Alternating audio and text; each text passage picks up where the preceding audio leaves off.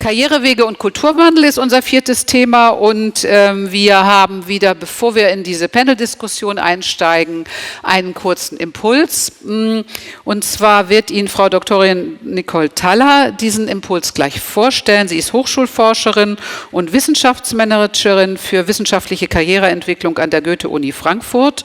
Sie hat vergleichend zu Wissenschaftssystemen geforscht und gemeinsam mit ihrer Kollegin Doktorin Rebecca Thier-Lange, die auch hier sitzt, haben sie diesen Impuls vorbereitet. Und Frau Thaller wird uns jetzt die ersten Einblicke geben in das Thema Kulturwandel. Herzlich willkommen, Frau Thaller.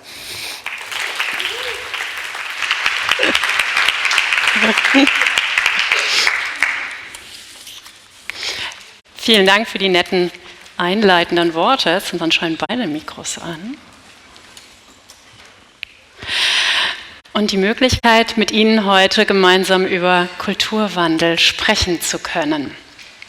Wir hatten die Chance, im Tenure-Track-Netzwerk uns schon eine ganze Weile mit dem Thema zu beschäftigen und haben das dann auch genutzt, um einen Dimensionenansatz zu entwickeln, mit dem ich heute Ihnen vorstellen möchte. Und Kulturwandel ist eben Gegenstand vieler Diskussionen. Wir haben es gestern gemerkt, immer wieder taucht dieser Begriff auf. Und gerade eben auch, wenn es um die Transformation, die Weiterentwicklung von Personalstrukturen im Wissenschaftssystem, also das ist unser Thema heute, Karrierewege geht. Was sehen wir, wenn wir auf die aktuelle Situation blicken?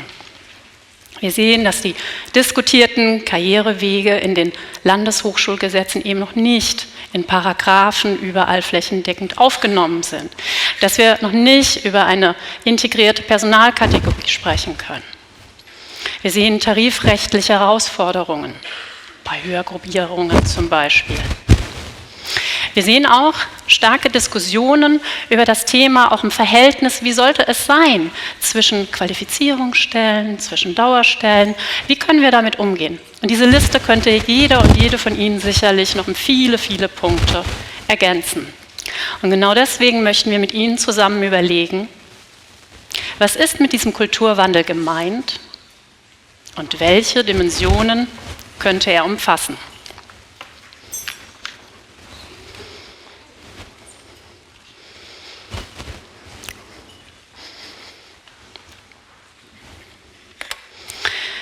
Wir haben, wie gesagt, als wir uns mit dem Thema beschäftigt haben, den Ansatz, den ich Ihnen hier vorstellen möchte, als 5-Dimensionen-Ansatz entwickelt. Wir sind dabei von der Tenure-Track-Professur ausgegangen, wir sie als Impulsgeberin wahrgenommen haben für Weiterentwicklung von Personalstrukturen. Und unser Ziel ist es, ich hoffe, es funktioniert. Ich habe nämlich irgendwie eine Rückkopplung. Okay. Unser Ziel ist es eben, da eine gemeinsame Analysebasis zu schaffen, um sowohl Herausforderungen zu erfassen, einen strukturierten Diskurs zu initiieren und Entwicklungspotenziale aufzuzeigen. Und dafür haben wir uns auch die Herausforderungen eben angesehen, die Hochschulen im Kontext mit der Tenure-Track-Professur erlebten und sicherlich auch immer noch erleben. Und haben hier dann 5 Dimensionen identifiziert. Die sehen Sie auf der Folie abgebildet. Wir haben sie die rechtliche genannt, die Ressourcendimension, die organisationale Dimension, die fachspezifische und die habituelle. Ich möchte Ihnen ganz kurz die Dimensionen im Einzelnen vorstellen. Handeln an Hochschulen bewegt sich im Rahmen rechtlicher Vorgaben. Und im Föderalismus, Sie wissen es alle, auch entsprechend der jeweiligen Landesgesetze mit ihren spezifischen Ausgestaltungen. Das umfassen wir mit dem Begriff der rechtlichen Dimension. Hinzu kommen Ressourcenbedingungen, etwa Kapazitätsfragen, Ausstattungsfragen, Aufgabenverteilungen. Das ist das, was wir suchen, mit der Ressourcendimension zu umfassen. Und diese und weitere Herausforderungen können eben auch ganz standortspezifisch unterschiedlich sein. Das versuchen wir mit der organisationalen Dimension zu erfassen. Zudem sehen wir ganz verschiedene Fach- und Fächerkulturen mit ihren jeweiligen Anforderungen mit der fachspezifischen Dimension gemeint. Und dann begegnet uns eben auch noch im Laufe der wissenschaftlichen Karrierewege ein langer Sozialisierungsprozess mit entsprechender Prägung, das dann auch in einer gewissen habituellen Dimension mündet. Und wir hoffen, dass wir hier einen Rahmen anbieten können, um eben auch Wirkmächtigkeiten und Handlungsoptionen in der eigenen Institution ausloten zu können. Sowohl als Hochschulleitung, aber auch als Gesetzgeber, vielleicht als Fachgesellschaft, als Wissenschaftsförderorganisation und so weiter. Zu schauen, an welchen Stellen kann man es machen, um dann weiterzugehen.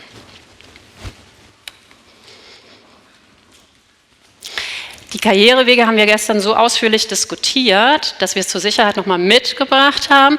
Aber ich denke, das können wir sozusagen direkt übergehen. Das, was wir ja heute mit Karrierewege meinen, sind im Prinzip das, was idealtypisch im BUWIG in diesen 3 mittleren Säulen abgebildet ist. Wichtige Elemente hatten wir auch. Wir haben diese verschiedenen Tracks. Es gibt Aufstiegsmöglichkeiten, Durchlässigkeiten, Tenure-Track-Prinzip. Vielleicht das nur noch mal ganz kurz als Stichworte an der Stelle. Denn nun möchten wir Sie gerne einladen, mit uns sich auf eine Denkreise zu begeben. Sich nämlich vorzustellen, dass die Handlungsoptionen für die Weiterentwicklung von Karrierewegen ausgeschöpft wurden.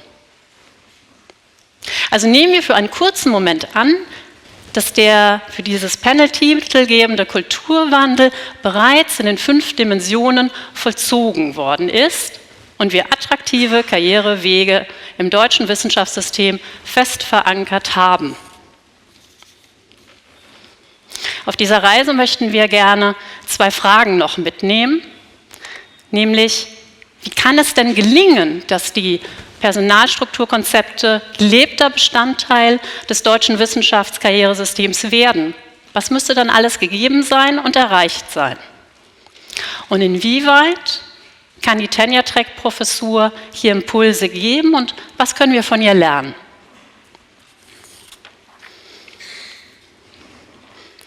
Schauen wir das uns im Einzelnen an.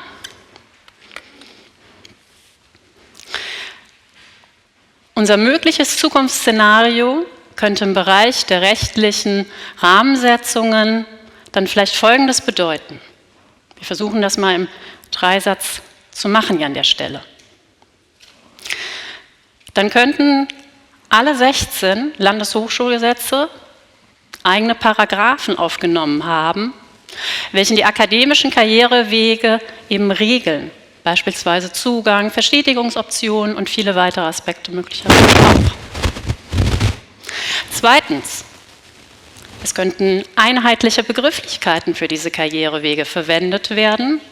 Und drittens, somit könnten sie vielleicht auch wir hatten es bei dem Panel eben davor, von internationalen Wissenschaftlerinnen verstanden und nachvollzogen werden.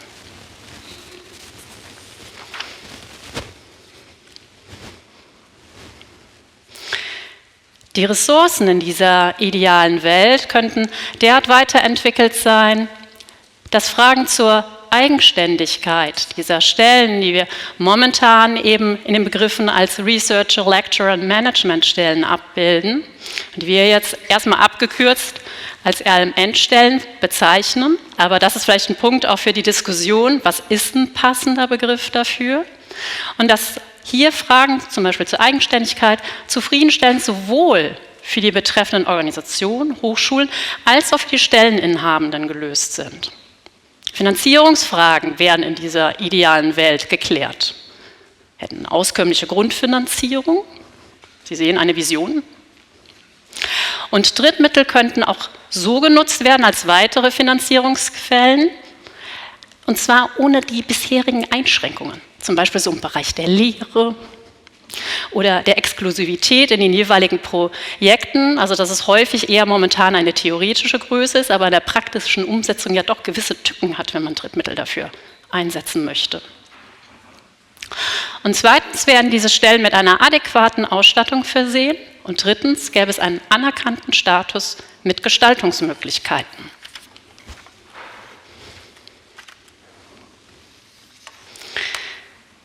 Am Ziel unserer Zukunftsversion gäbe es dann an den jeweiligen Standorten transparente und verständliche Regeln zur Besetzung und Weiterentwicklung dieser Stellen, eine klare Verortung dieser Stellen in der Organisation und auch im Verhältnis zur Professur.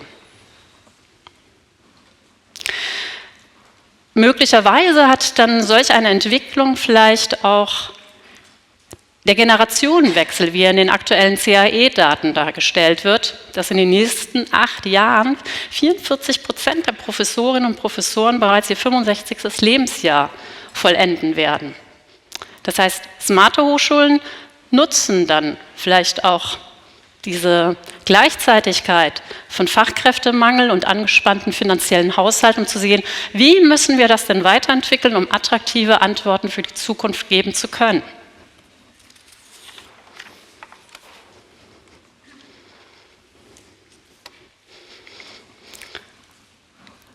Gleichzeitig hätten wir also Leitlinien und Standards.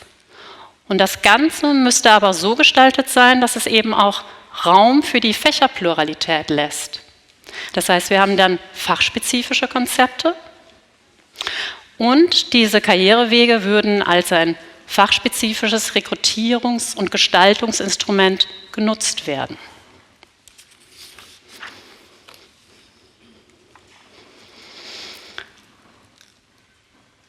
Und am Ziel unserer Zukunftsversion werden dann moderne Karrierewege akzeptiert und würden genauso wie die Professur als anzustrebendes Karriereziel wertgeschätzt werden.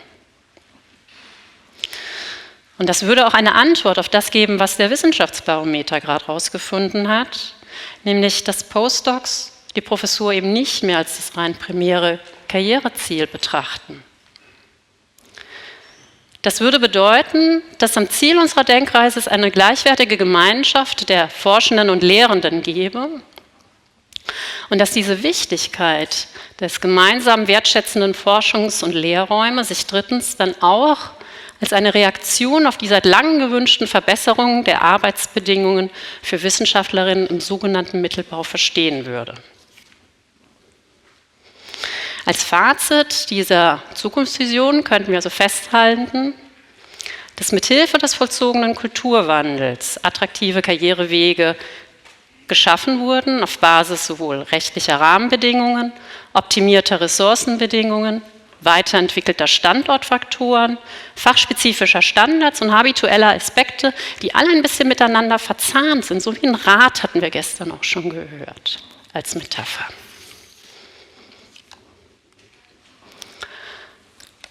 Vor kurzem durfte ich bei einer Veranstaltung der Deutschen Gesellschaft für Juniorprofessuren und der Jungen Akademie mitdiskutieren. Und ich fand dort eine Aussage sehr spannend eines Universitätspräsidenten, der auch dort war. Der meint, es bräuchte an den Hochschulen noch ein Adaptieren an geänderte Rahmenbedingungen. Denn viele Selbstverständlichkeiten hätten sich für die Hochschulen geändert, aber er meinte, die Personen hätten sich noch nicht geändert.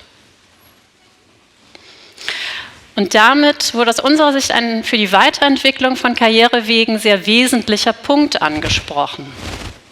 Nämlich die Frage der Ausgestaltung von Karrierewegen berührt auch Tradition, es berührt Gewohnheitsrechte und Kulturen. Kultur kann Orientierung geben, es kann zur Identitätsbildung beitragen, indem es auch Denk- und Handlungsweisen, Wortvorstellungen, typische Arbeitsroutinen prägt. Allerdings, wenn sich dann Veränderungen im System ergeben, dann werden eben neue Orientierungsmuster, neue Routinen benötigt. Und das kann natürlich dann auch eine gewisse Herausforderung mit sich bringen. Und das können wir auch sehen an der bereits eingeführten Tenure-Track-Professur.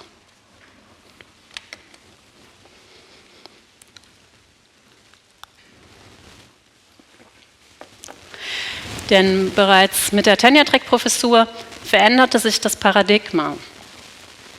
Wir haben es gesehen, auch schon Jetta Frost verwendet auch ähnliche Bilder, dass wir von einem Fördern, Qualifizieren und Wechseln eben zum neuen Verständnis kommen, dann auch von Wissenschaftlerinnen eben in der frühen Karrierephase zu attrahieren, sie dann gezielt zu fördern und ihnen eine dauerhafte Perspektive ohne eben diesen Wechsel der Organisation zu bieten. Und dieses Tenure-Track-Prinzip, also die dauerhafte Bleibeperspektive für Wissenschaftlerinnen der frühen Karrierephase, nach klaren, transparenten, vielleicht sogar leistungsorientierten Kriterien, ausgehend eben von ihrem Potenzial und weniger von ihren vergangenen Leistungen, also Past Merits an der Stelle.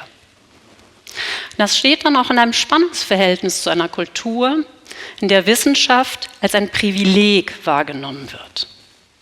Und befristete Arbeitsverträge, unsichere Zukunftsperspektiven, hohe Mobilitätsanforderungen für dieses Privileg in Kauf zu nehmen seien. Und damit stellt sich jetzt die Frage, wie ist das denn mit diesem Kulturwandel? Sollen wir den gestalten? Passiert das automatisch? Und für diese Frage möchten wir Ihnen gerne ein Beispiel zeigen, das der rechtlichen Dimension zuzuordnen ist.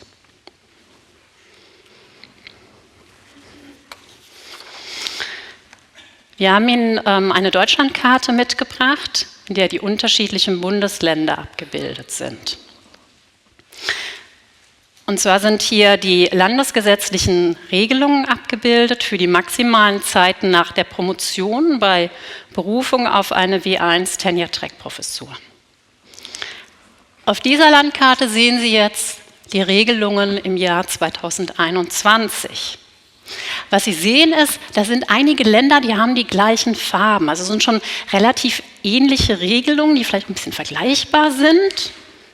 Und jetzt stellen wir uns mal die Frage, wie sieht das denn aus, ganz aktuell im Jahr 2025?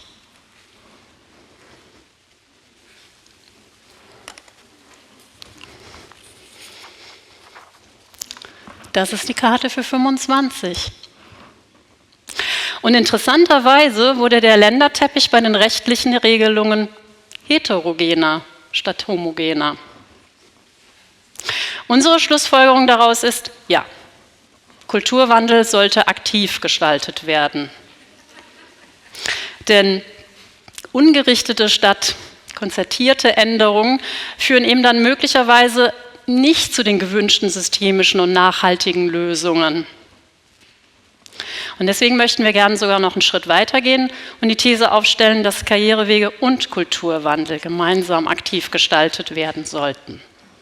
Und 3 Fragen für die folgende Diskussion anbieten.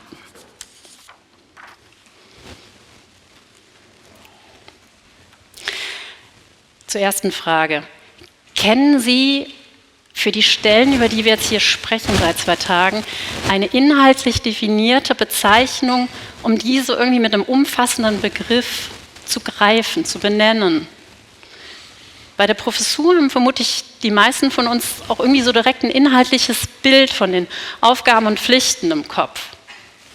Die sind unter anderem in den Landesgesetzen festgehalten. Aber wie ist es denn mit diesen Dauerstellen im Mittelbau? Welche Bilder haben wir denn da im Kopf von Dauerstellen, Mittelbau? Denken wir bei akademischem Mittelbau an attraktiven Karrierewege? Oder zur zweiten Frage. Wie kompatibel sind diese verschiedenen Karrierewege und ihre jeweiligen Zugangsvoraussetzungen denn real und aktuell zueinander? Wir machen aktuell im Rahmen des Tenure-Track-Netzwerkes ein Werkstattprojekt mit mehreren und weiteren Projektkolleginnen zu den Entstehungsprozessen und der Implementierung von Karrierewegekonzepten an ganz konkreten Universitäten. Und dabei wurden durch unsere Interviewpartner auch vielfach verschiedene Fragen aufgeworfen, wie: Was machen wir denn mit den Personen in der Bewährungsphase hin zur Professur? Sind die dann für Ämter zum Beispiel und Aufgaben in den Dauerstellen überqualifiziert? Also Nachwuchsgruppenleitung, Habilitation, was machen wir da? Und die Dauer der Postdoc-Phase, kurz nach der Promotion, also die R2-Phase, Begriffe, über die wir hier gesprochen haben, die auch im Wissenschaftszeitvertragsgesetz sehr intensiv diskutiert werden. Was machen wir mit dieser Phase? Und ist denn deren Bedeutung für die verschiedenen Karrierewege geklärt? Und wenn das eine Orientierungsphase sein soll, welche Möglichkeiten der Orientierung bieten sich denn da? Und das führt uns eben dann direkt auch zu drittens, nämlich, wie können wir denn jetzt gemeinsam diese Transformation gestalten? Und damit würden wir dann gerne auch schon ins Panel überleiten, gerne noch mit ein paar Literaturhinweisen, in dem wir uns beschäftigt haben. Und kommen Sie gerne auf uns zu. Und diese Kontaktdaten, die hier sind, die finden Sie dann auch nochmal auf den Postkarten, die Frau Liesberg-Haag schon erwähnt hat. Dankeschön.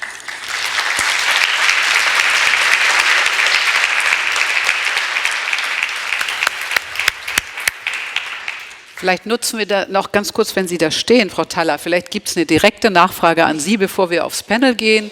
Gibt es jemanden von Ihnen, der die direkt nachfragen möchte, vielleicht zu einem Begriff oder zu dem Beispiel, was Sie erläutert haben? Dann können Sie das jetzt tun. Das ist nicht der Fall im Moment. Vielen Dank, Frau Thaller.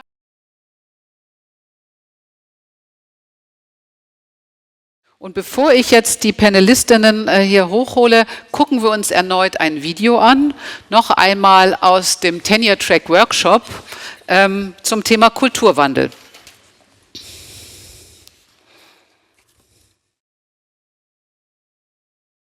Ich finde immer, dass es in unseren Hochschulen unglaublich viele Spielräume gibt, die jetzt schon nicht genutzt werden.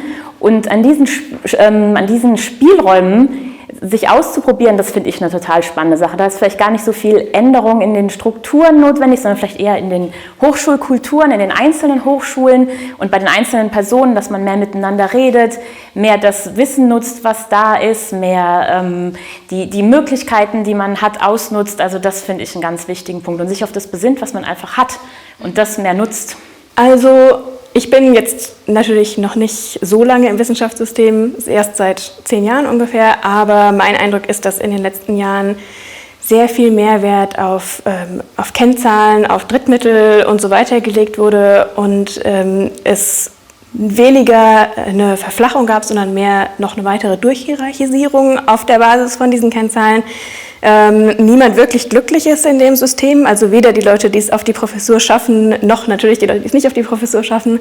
Und ich glaube, dass man ein System machen könnte, in dem alle glücklicher wären, besser arbeiten können und es bessere Ergebnisse gibt, das außerdem auch noch fairer ist. Und ein großer, wichtiger Schritt für mich wäre dazu, mehr unbefristete Stellen zu schaffen, im Mittelbau, also nicht mehr Professuren zu schaffen, sondern mehr Mittelbaustellen zu schaffen und die Arbeit, die Leute da machen, auch mehr wertzuschätzen.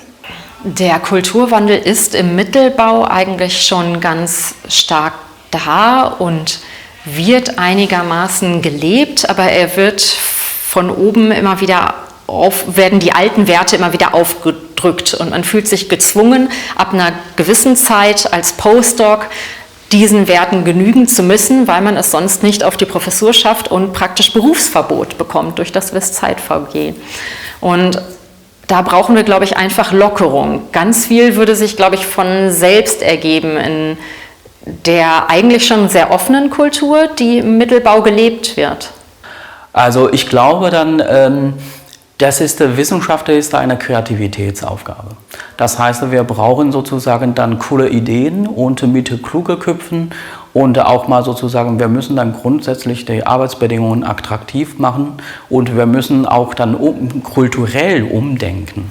Und wir können dann auch international mal schauen, okay, was passiert in den anderen Ländern und was dürfen wir sozusagen aus den anderen Ländern, besonders aus dem internationalen Bildungsvergleich, Studien und dann sozusagen Schlüsse ziehen, was können wir mitnehmen, was können wir hier sozusagen anpassen und was können wir hier sozusagen so Schritt für Schritt reformieren.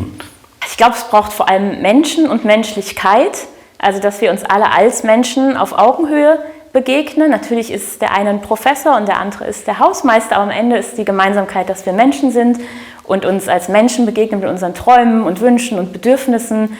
Und ich glaube, das mehr in den Mittelpunkt zu rücken, würde schon ganz viel verändern. Der große Mehrwert an dem System, das wir haben, ist aus meiner Sicht die wissenschaftliche Freiheit und dass wir Leute haben, die sehr intrinsisch motiviert und gerne dort arbeiten. Und das könnte man aus meiner Sicht noch besser unterstützen und den Fokus wieder mehr in die Richtung der inhaltlichen Arbeit verschieben, anstatt das auf diese ganze Kennzahlenlogik und so weiter aufzuteilen. Also mehr wieder das, warum wir eigentlich alle in die Wissenschaft reingegangen sind.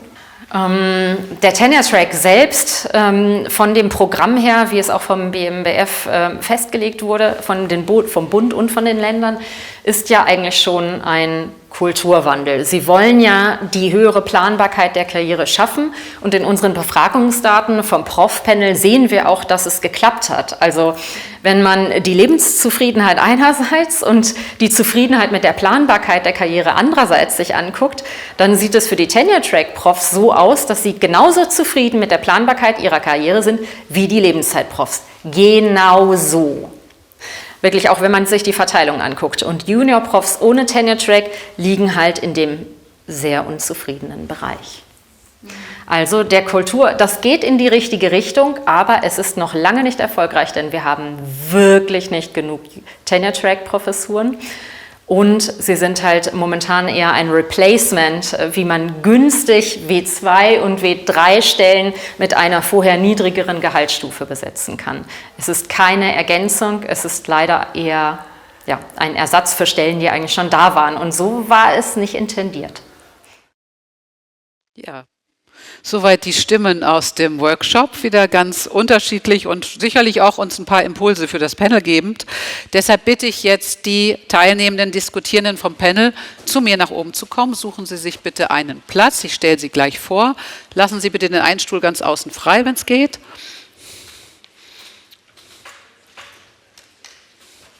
So, haben wir alle? Ja, gleich geht's los. Super. Vielen Dank für den freundlichen Applaus. Ich stelle Ihnen kurz die Diskutierenden vor. Amrei Bar haben Sie gestern Abend, diejenigen, die schon noch etwas länger hier geblieben sind, schon kennengelernt. Sie ist Juniorprofessorin an der Uni Stuttgart für Philosophie der Technik und der Information und bekannt als Mitinitiatorin von Ich bin Hanna und dadurch sehr präsent in diesen ganzen hochschulpolitischen und auch gerade was die Karrierewege angeht, Diskussion. Herzlich willkommen, Amrei. Vielen Dank. Neben mir sitzt Professor Michael Bölker, Vorsitzender von Uniwind, Sie wurden schon genannt, vorher Professor Uni Marburg und auch dort im Präsidium tätig, also auch den Blick der Hochschulleitung. Herzlich willkommen, Herr Bölker.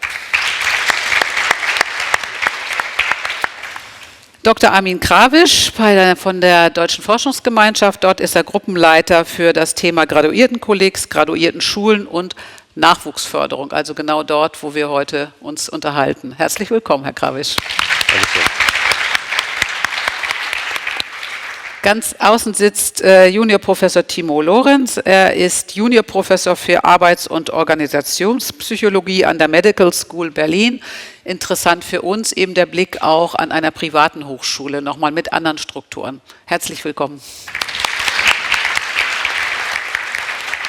Und Frau Professorin Carla Pollmann in vielen Funktionen und Sichtweisen hier, würde ich sagen.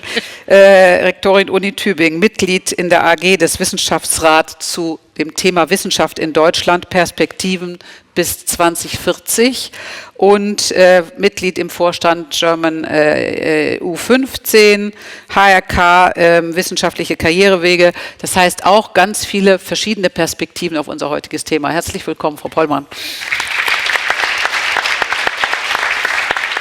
Ich nehme gern Ihre 3 Fragen, Frau Thaler, später mit rein, würde gern noch mal ein bisschen woanders beginnen und noch mal fragen, Sie haben diese verschiedenen Ebenen eben gehört von Frau Thaler, die sie betrachtet hat.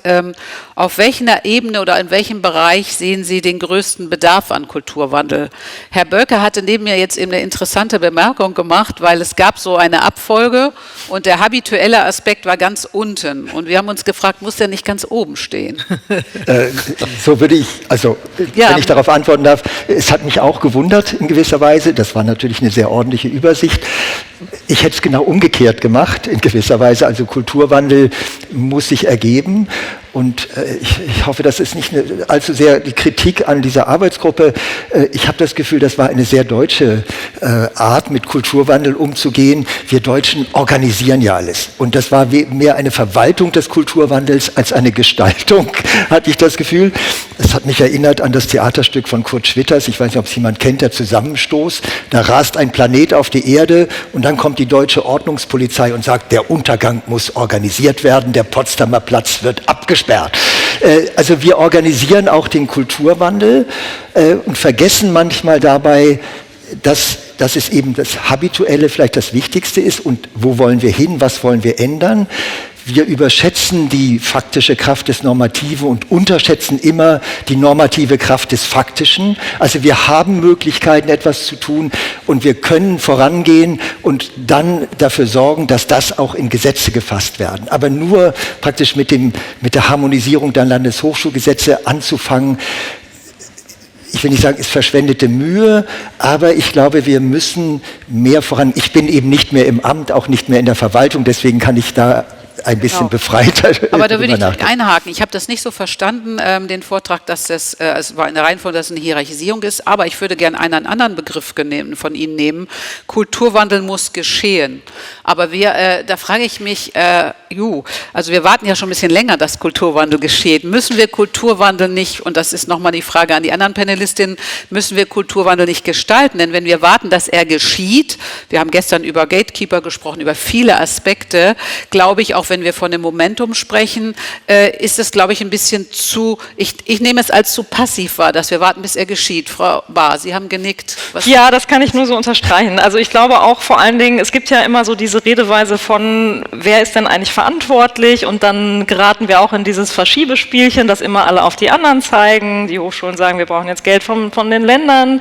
Die Länder sagen, aber da gibt es ja noch das Wisszeit-VG. Und was da noch dazu kommt in den letzten Jahren, und das ist ja auch schon in der ersten Keynote angeklungen, was das Papier des Wissenschaftsrats betrifft. Alle warten auf dieses Papier. Man wartet ständig auf irgendwas. Es war auch bei der BRLHG-Frage, war die Frage, was ist denn jetzt mit dem Wisszeit-VG? Also das heißt, wir haben so eine unendliche Warteschleife und ich würde das unterstreichen. Wir müssen das Ganze gestalten und das ist ja auch eine Möglichkeit. Also es ist ja eine schöne Sache, würde ich jetzt sagen. Und das aus der Sicht einer Person, die ich nun bin, die ich nicht nur im Zuge von Ich bin Hanna immer versucht habe, auch in irgendeiner Form mitzuwirken daran, dass Strukturen sich verändern, sondern schon während ich promoviert habe und dann in der Postdoc-Phase in Institutsvorständen, in Gremien mich engagiert habe, weil ich immer den Eindruck hatte, da geht ja schon einiges und diese Idee, dass man sozusagen bloß nicht anfängt und dann immer nur die Hürden benennt und das eben auch auf eine tatsächlich manchmal etwas mutlose Weise, die verwundert mich, weil ich denke, eigentlich ist es doch eine gute Sache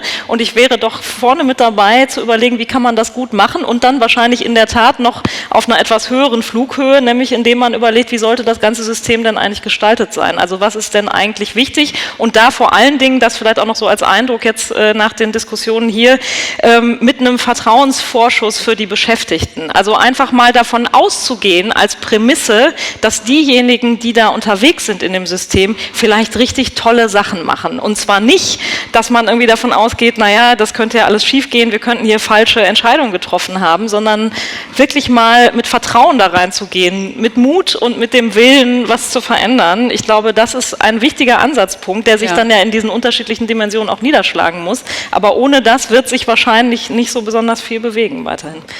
Ja, Vertrauen. Sie hatten auch aufgezuckt sofort. Ja, ich bin auch so dieses, wir vertrauen da mal auf die Kraft des Normativen. Also ich meine, das sehen wir in allen anderen Dimensionen, die so eine Gesellschaft hat. Wir könnten sagen, Gender Equality, das kommt schon irgendwann. Ne? So keep calm. Diversity insgesamt kommt schon irgendwann. Bleibt mal alle ruhig. Ne? Also Wandel wird halt gestaltet und Disruption kommt halt nicht von Abwarten. Also das ist so ein bisschen so, da kommt eine Revolution, können wir die nicht irgendwie ein bisschen, können wir nicht mal was anderes machen? Also weil das wird schon bald besser. Ne? Haltet durch. Und dieses Abwarten und diese Durchhalteparolen, das ist, glaube ich, irgendwann das, wo man sagt, nein, also Vision, und deswegen bin ich auch dankbar für den Vortrag eben. Das ist das erste Mal, dass das Wort Vision auftaucht. Und also ich bin halt Organisationspsychologe und beschäftige mich halt damit Organisation und auch, wie sieht Kulturwandel da drin aus. Und so klassische transformationale Führung hat halt ein wichtiges Element und das ist eine Vision. Und was ist die Vision, die da eigentlich ist und halt nicht eine natürlich wachsende Vision, das ist keine Vision, ne? Wenn ich sage, so etwas passiert natürlich, sondern ich muss erstmal etwas kreieren, wo ich sage, so soll es aussehen und was beinhaltet das? Und ich glaube, ich würde sogar noch einen Schritt, also vor dem ganzen Kreislauf gehen und sagen, was ist die Vision für diese neuen Stellen, die es geben soll? Was ist die Vision eigentlich? Was ist der Job einer Professorin? Also ist das ist das genauso eine Wissenschaftlerin wie ein Prädoc, nur mit ein paar mehr grauen Haaren? Und eigentlich sieht der Job genauso aus. Oder was ist die Vision dieser Stelle so?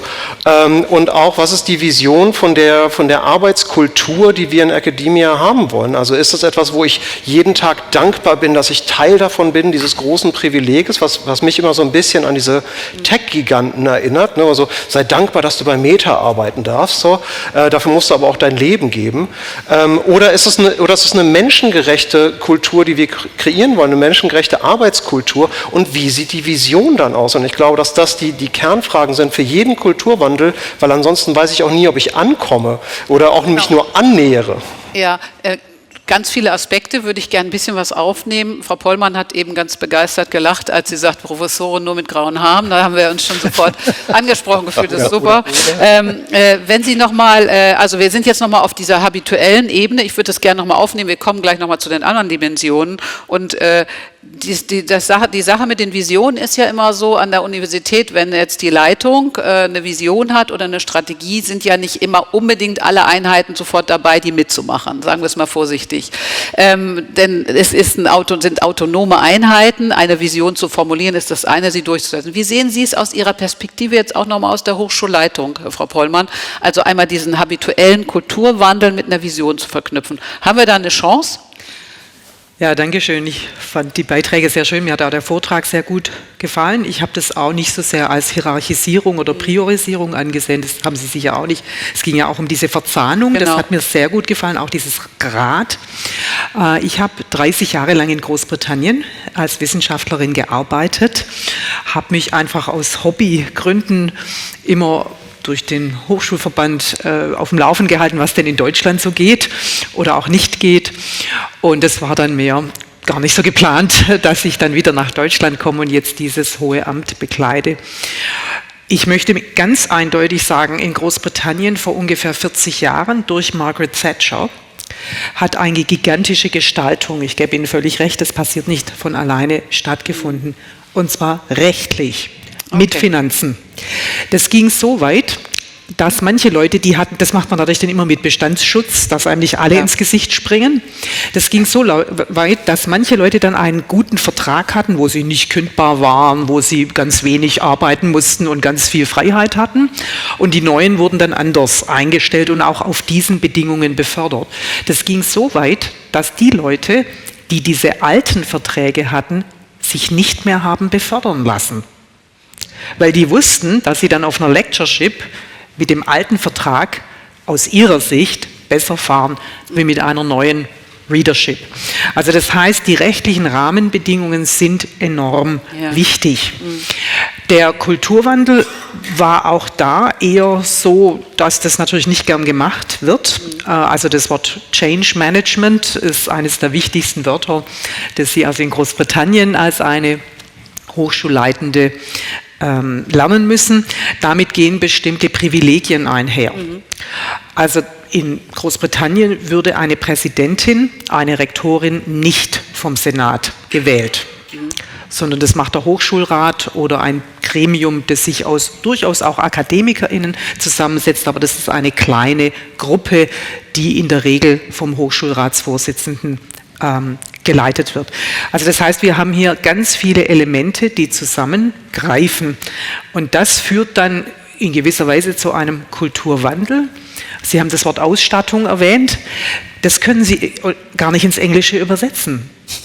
Also wir werden begangen werden, das wird ganz schwierig, weil wenn ich sage zu einem Briten, well, the equipment of a professor, da denken die an ein Mikroskop oder vielleicht an ein Labor und wenn ich sage, oh, and they have 3 assistants and 5 PhD students, da wären sie beinahe beim Human Rights Act. Ja? Während bei uns gilt es als, und das ist natürlich die entscheidende Größe, wir haben momentan in Tübingen 538 Professuren plus 48 Tenure-Track. Also da sehen Sie schon die Größenordnung. Ich kann theoretisch eine dieser vollen W3-Professuren in eine W1-Professur umwandeln. Das würde mir mein Land erlauben. Ich fand das einen sehr guten Beitrag. Wir haben Spielräume. Ja. Ich schlage das regelmäßig vor, weil ich aus Großbritannien es gewohnt bin, so zu denken. Das machen auch die Amerikaner so, auch aus finanziellen Gründen. Das wurde auch schon erwähnt, weil die dann erstmal kein Equipment haben, in der Regel. Und da wird in der Regel mir von den DekanInnen oder auch den Fachbereichen gesagt, ja, dann machen die aber weniger Lehre, die brauchen mehr Unterstützung, die können nicht so große Forschungsgelder reinbringen, die haben nicht den Status, gerade in kleineren Fächern ist es dann von Nachteil. Also es kommen da fachspezifisch auch sehr große Widerstände. Ja. Das heißt aber, wenn ich das richtig verstehe, also das ist ja die habituelle Dimension, aber auch die rechtliche, die Sie jetzt nochmal hervorgehoben haben, wie viel Wirkmacht auch so eine rechtliche Vereinheitlichung haben kann, ne? Oder was das Verhalten von Menschen beeinflussen kann. Das war ja die Dimension, die Frau Thaler auch vorgestellt hat. Ich würde noch mal gerne, wir kommen gleich noch mal zu den einzelnen Aspekten. Ich möchte mal Herrn Krabisch reinholen in unsere Diskussion als Vertreter der größten Forschungsförderorganisation in Deutschland mit, wenn ich jetzt richtig geguckt habe, mit mittlerweile 3,8 Milliarden. Was kann Forschungsförderung eigentlich tun, um zum Kulturwandel beizutragen? Ich habe noch mal geguckt, man kann als Tenure-Track-Prof sich bewerben auf die Verfahren der DFG, also das ist nicht ausgeschlossen, das war ja oft die Angst vorher. Was kann Forschungsförderung tun, um diesen Kulturwandel auf diesen vielen verschiedenen Ebenen voranzutreiben, oder sagen Sie, ja, wir können in dem Bereich tätig werden? Wie sehen Sie da die Rolle der Forschungsförderung? Ich muss am Anfang einen kleinen Einschub machen. Die Gruppe, in der ich arbeite, die heißt Graduiertenkollegs- und Karriereförderung, weil wir den Begriff Nachwuchs, den haben wir vor vielen Jahren aus der Satzung genommen und damit das selber am Herzen lag, wollte ich das einfach nur kurz erwähnen. Ich glaube, die Forschungsförderung oder auch die DFG konkret kann da eine ganze Menge machen und hat, glaube ich, auch eine ganze Menge schon gemacht. Also ich will jetzt das nicht alles aufzählen, das würde tatsächlich ein bisschen länger dauern, aber einfach ein paar Stichworte nennen. Also wir haben schon seit vielen, vielen Jahren eine Tenure-Track-Professur, das ist im Prinzip im Heisenberg-Programm möglich. Das wird dem einen oder anderen etwas sagen. Wir haben die Eminöter-Gruppenleitung, also die Nachwuchsgruppenleitung, ja auch schon seit vielen Jahren. Die wurden unter Herrn Winacker eingeführt, also das ist auch schon wirklich lange her als alternativen Karriereweg. Aber auch andere Themen, wie jetzt beispielsweise Gender Equality wurde eben genannt, wissenschaftliche Integrität, das sind alles Themen, wo wir ja sehr aktiv sind. Jetzt ganz aktuell zum Beispiel gibt es Teile des Hauses, die sich intensiv mit COARA beschäftigen. Da geht es darum, wie messen wir Wissenschaft. Also ich will sagen, wir sind da eigentlich auf relativ vielen Gebieten unterwegs und letztlich auch in dem, wo ich jetzt selbst tätig bin, sozusagen bei den Graduiertenkollegs, haben wir viel gemacht über die Jahre. Wir haben irgendwann Stipendien abgeschafft, die kann man gar nicht mehr beantragen bei uns. Es gibt nur noch Stellen für Promovierende, die man beantragen kann. Wir haben die Dauer der Finanzierung verlängert, um ein Signal zu setzen und zu sagen, in 3 Jahren ist das schwierig. Das ist das, was wir zurückgespielt bekommen haben. Und haben das auf 4 Jahre hochgesetzt. Also da gibt es, glaube ich, eigentlich viele Möglichkeiten der Gestaltung, die wir, denke ich, hoffentlich auch wahrnehmen. Und ich denke, das ist ja auch dann, die werden ja in der Regel auch so wahrgenommen, wie sie im Interesse der Community sind, weil wir sind ja sozusagen eine Organisation von Wissenschaftlern für Wissenschaftler. Frau Bahr guckte so ein bisschen kritisch. Bei den Promotionsstellen, weil es ist ja kein Geheimnis, dass es ein Hinweispapier gibt zu den Umfängen von Promotionsstellen. Auch das gehört zum Thema Kulturwandel dazu, dass wir anerkennen, dass Leute, die 100% und mehr arbeiten, dafür auch 100% Bezahlung bekommen. Und es ist, glaube ich, tatsächlich, auch wenn das Papier inzwischen mit einem Disclaimer versehen ist, dass man auch mehr bezahlen kann, immer noch so, dass sehr viele sich daran orientieren. Und wenn ich dann in bestimmten Kontexten sage, es ist wichtig, dass Promovierende aller Fächer 100% Stellen bekommen, wenn sie 100% arbeiten, und das tun sie in der Regel. Der Grund, warum wir so viele Überstunden haben, die sich ja auch immer wieder statistisch niederschlagen, ist ja auch, dass viele Leute auf Teilzeitstellen so viel arbeiten. Dann höre ich regelmäßig, aber es gibt ja da dieses Papier, und das wird eben auch ja nicht nur für DFG-Förderung herangezogen, sondern ich habe auch schon in anderen Kontexten, wo Leute BMBF-Anträge oder sonstiges stellen, gesehen, dass darauf verwiesen wird. Und das finde ich eben auch ganz wichtig, dass wir einfach da, es ist Anerkennung und Wertschätzung standen zu Recht auf dieser Folie, das finde ich wirklich sehr wichtig, dass man da eben deutlich macht und das auch umsetzt, dass unabhängig davon, in welchem Fach die Leute unterwegs sind, die gleichen Bedingungen gelten. Alles andere ist offensichtlich unfair, und ich finde es verwunderlich, dass das überhaupt so lange schon so ist und dass nicht alle Leute ständig darauf kommen, dass das wahnsinnig unfair ist. Ja, danke nochmal für den Hinweis auf diese Punkte. Kommen wir nochmal zum Kulturwandel für Early Career Researcher. Wir haben jetzt diese Vision gesehen, was sein könnte, müsste, damit das sozusagen fairer abläuft und so. Was sind denn, Herr Bölker, welche Stellschrauben brauchen wir jetzt? Frau Thaler hat ein paar vorgeschlagen in dieser Vision. Was sehen Sie ganz konkret? Wo sind die größten Hemmnisse? Frau Bahr hat eben von Vertrauen gesprochen, dass die Institution den Menschen vertraut, die dort arbeiten, dass sie sich engagieren. Wo sehen Sie weitere Stellschrauben, um wirklich diesen Kulturwandel, und wir haben jetzt gelernt, in kleinen Schritten weiterzutreiben? Was sind die wichtigsten Stellschrauben? Also es soll jetzt nicht so klingen, als würde ich sagen, diesen Kulturwandel, die Institutionen können dazu beitragen, aber ich glaube, es wäre wirklich der Mut, wir haben gestern darüber gesprochen, dieser Track muss früher beginnen, meiner Meinung nach direkt nach der Promotion. Er muss abgesichert sein. Ich würde sagen, eine Tenure-Track-Stelle, wenn ich Leuten zutraue, am Ende der Tenure-Track-Phase auf eine R4-Phase, auf eine volle Professur zu gehen, wenn ich sie sofort eigentlich mit den Aufgaben betraue auf dieser Höhe, sie sind ja von Anfang an volle Professuren, dann kann es nicht sein, dass sie bei einem Scheitern, was in Deutschland zugegebenermaßen selten ist, ins Nichts fallen. Also das muss eigentlich auch mit einer Dauerstelle hinterlegt sein, egal wie man das jetzt macht. Ich würde immer so rumdenken und dann sagen, welche rechtlichen Möglichkeiten brauchen wir denn, um das auch zu machen? Dann habe ich im Prinzip mit dem Beginn der Tenure-Track-Position auf jeden Fall die Sicherheit, ich bin auf einer Dauerstelle und habe die Chance, eine Professur zu bekommen. Ich glaube, das gibt ein ganz anderes Erwartungsmanagement. Das heißt, wir geben diesen Vertrauensvorschuss und sagen, du bekommst die Chance, mit der Evaluation auf die volle Professur zu bekommen.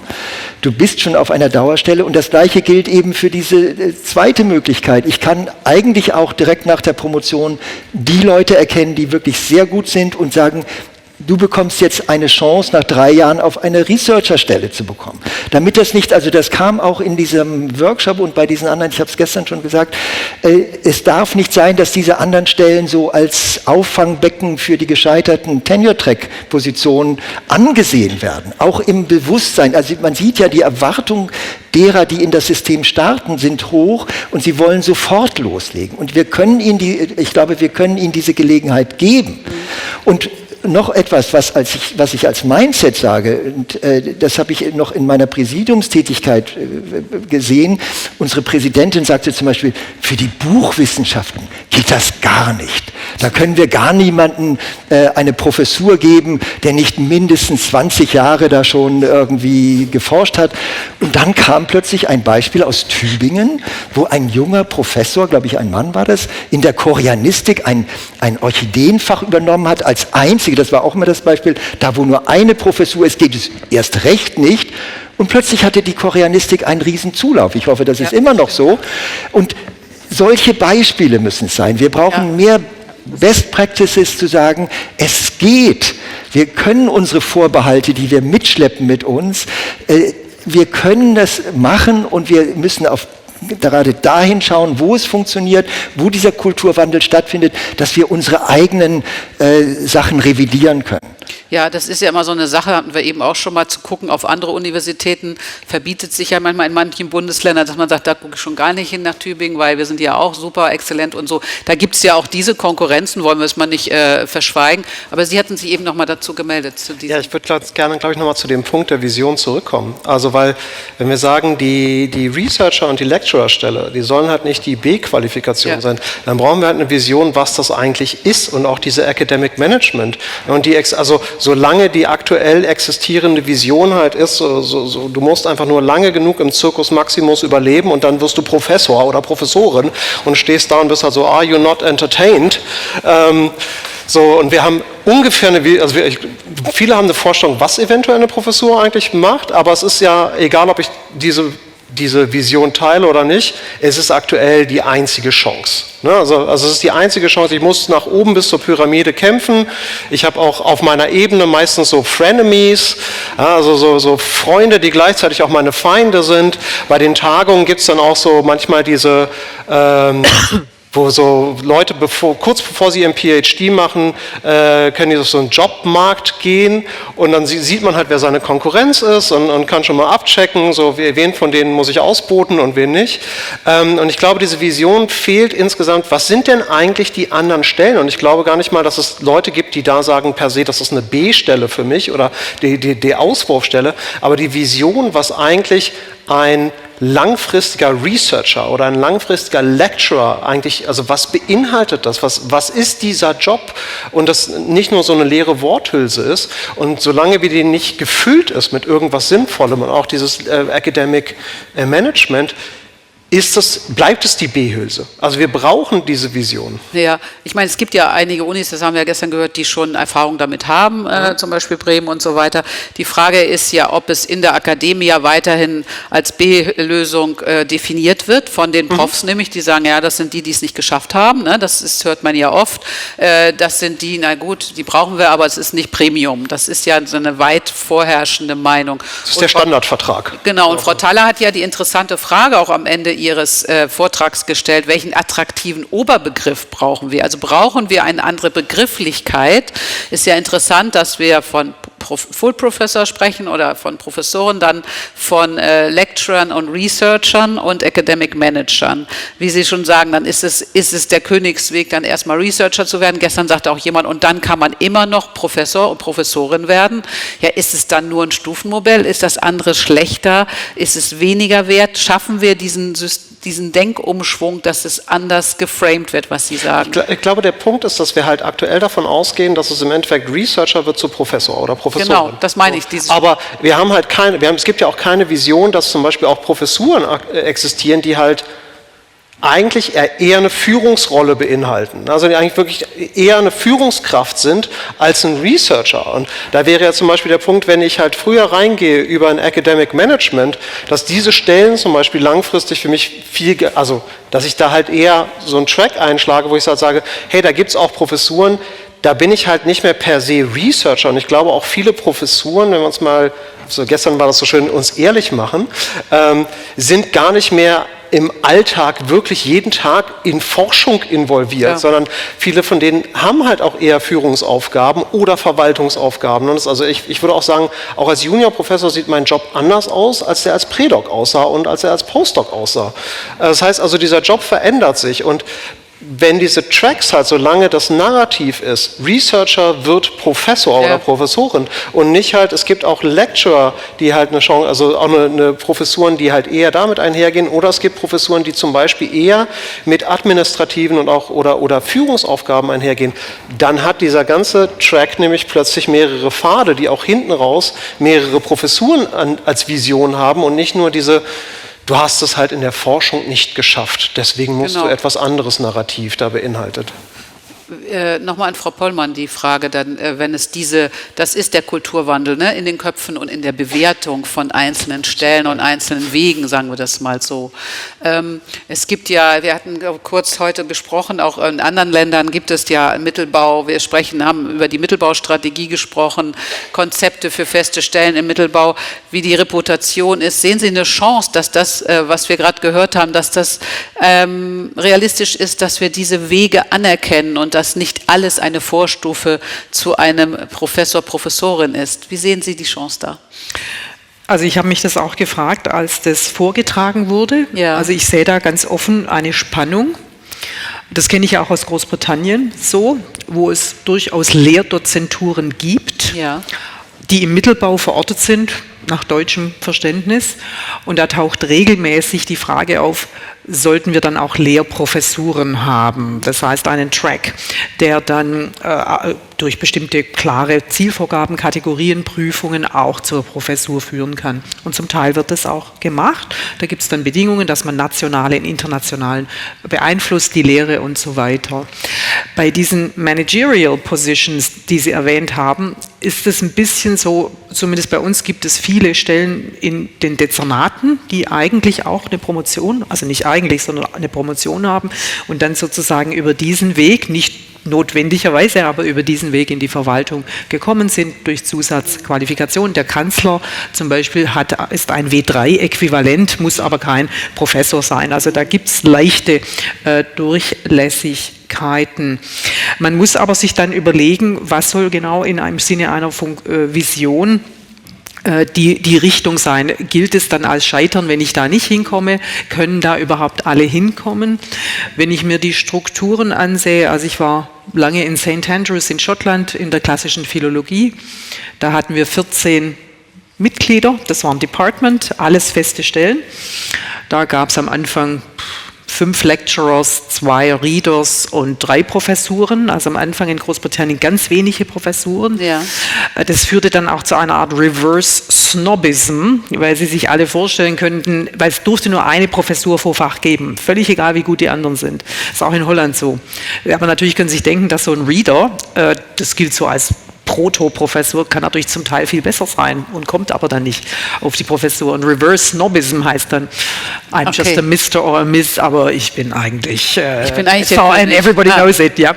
Und insofern, also diese Spannungen gibt es immer. Ja. Das kann sich immer mal verändern. Ja, komme ich jetzt nochmal zur Rolle von Forschungsförderung. Sie haben ja verschiedene Programme erwähnt, die durchaus erfolgreich sind und die frühe Selbstständigkeit ermöglichen für junge Forschende, wie Emil Noether und so. Wenn wir jetzt aber über diese anderen Wege sprechen, die Sie jetzt genannt haben, ne? Lecturer, Researcher, Academic Manager, die alle irgendwie eine akademische Karriere beinhalten.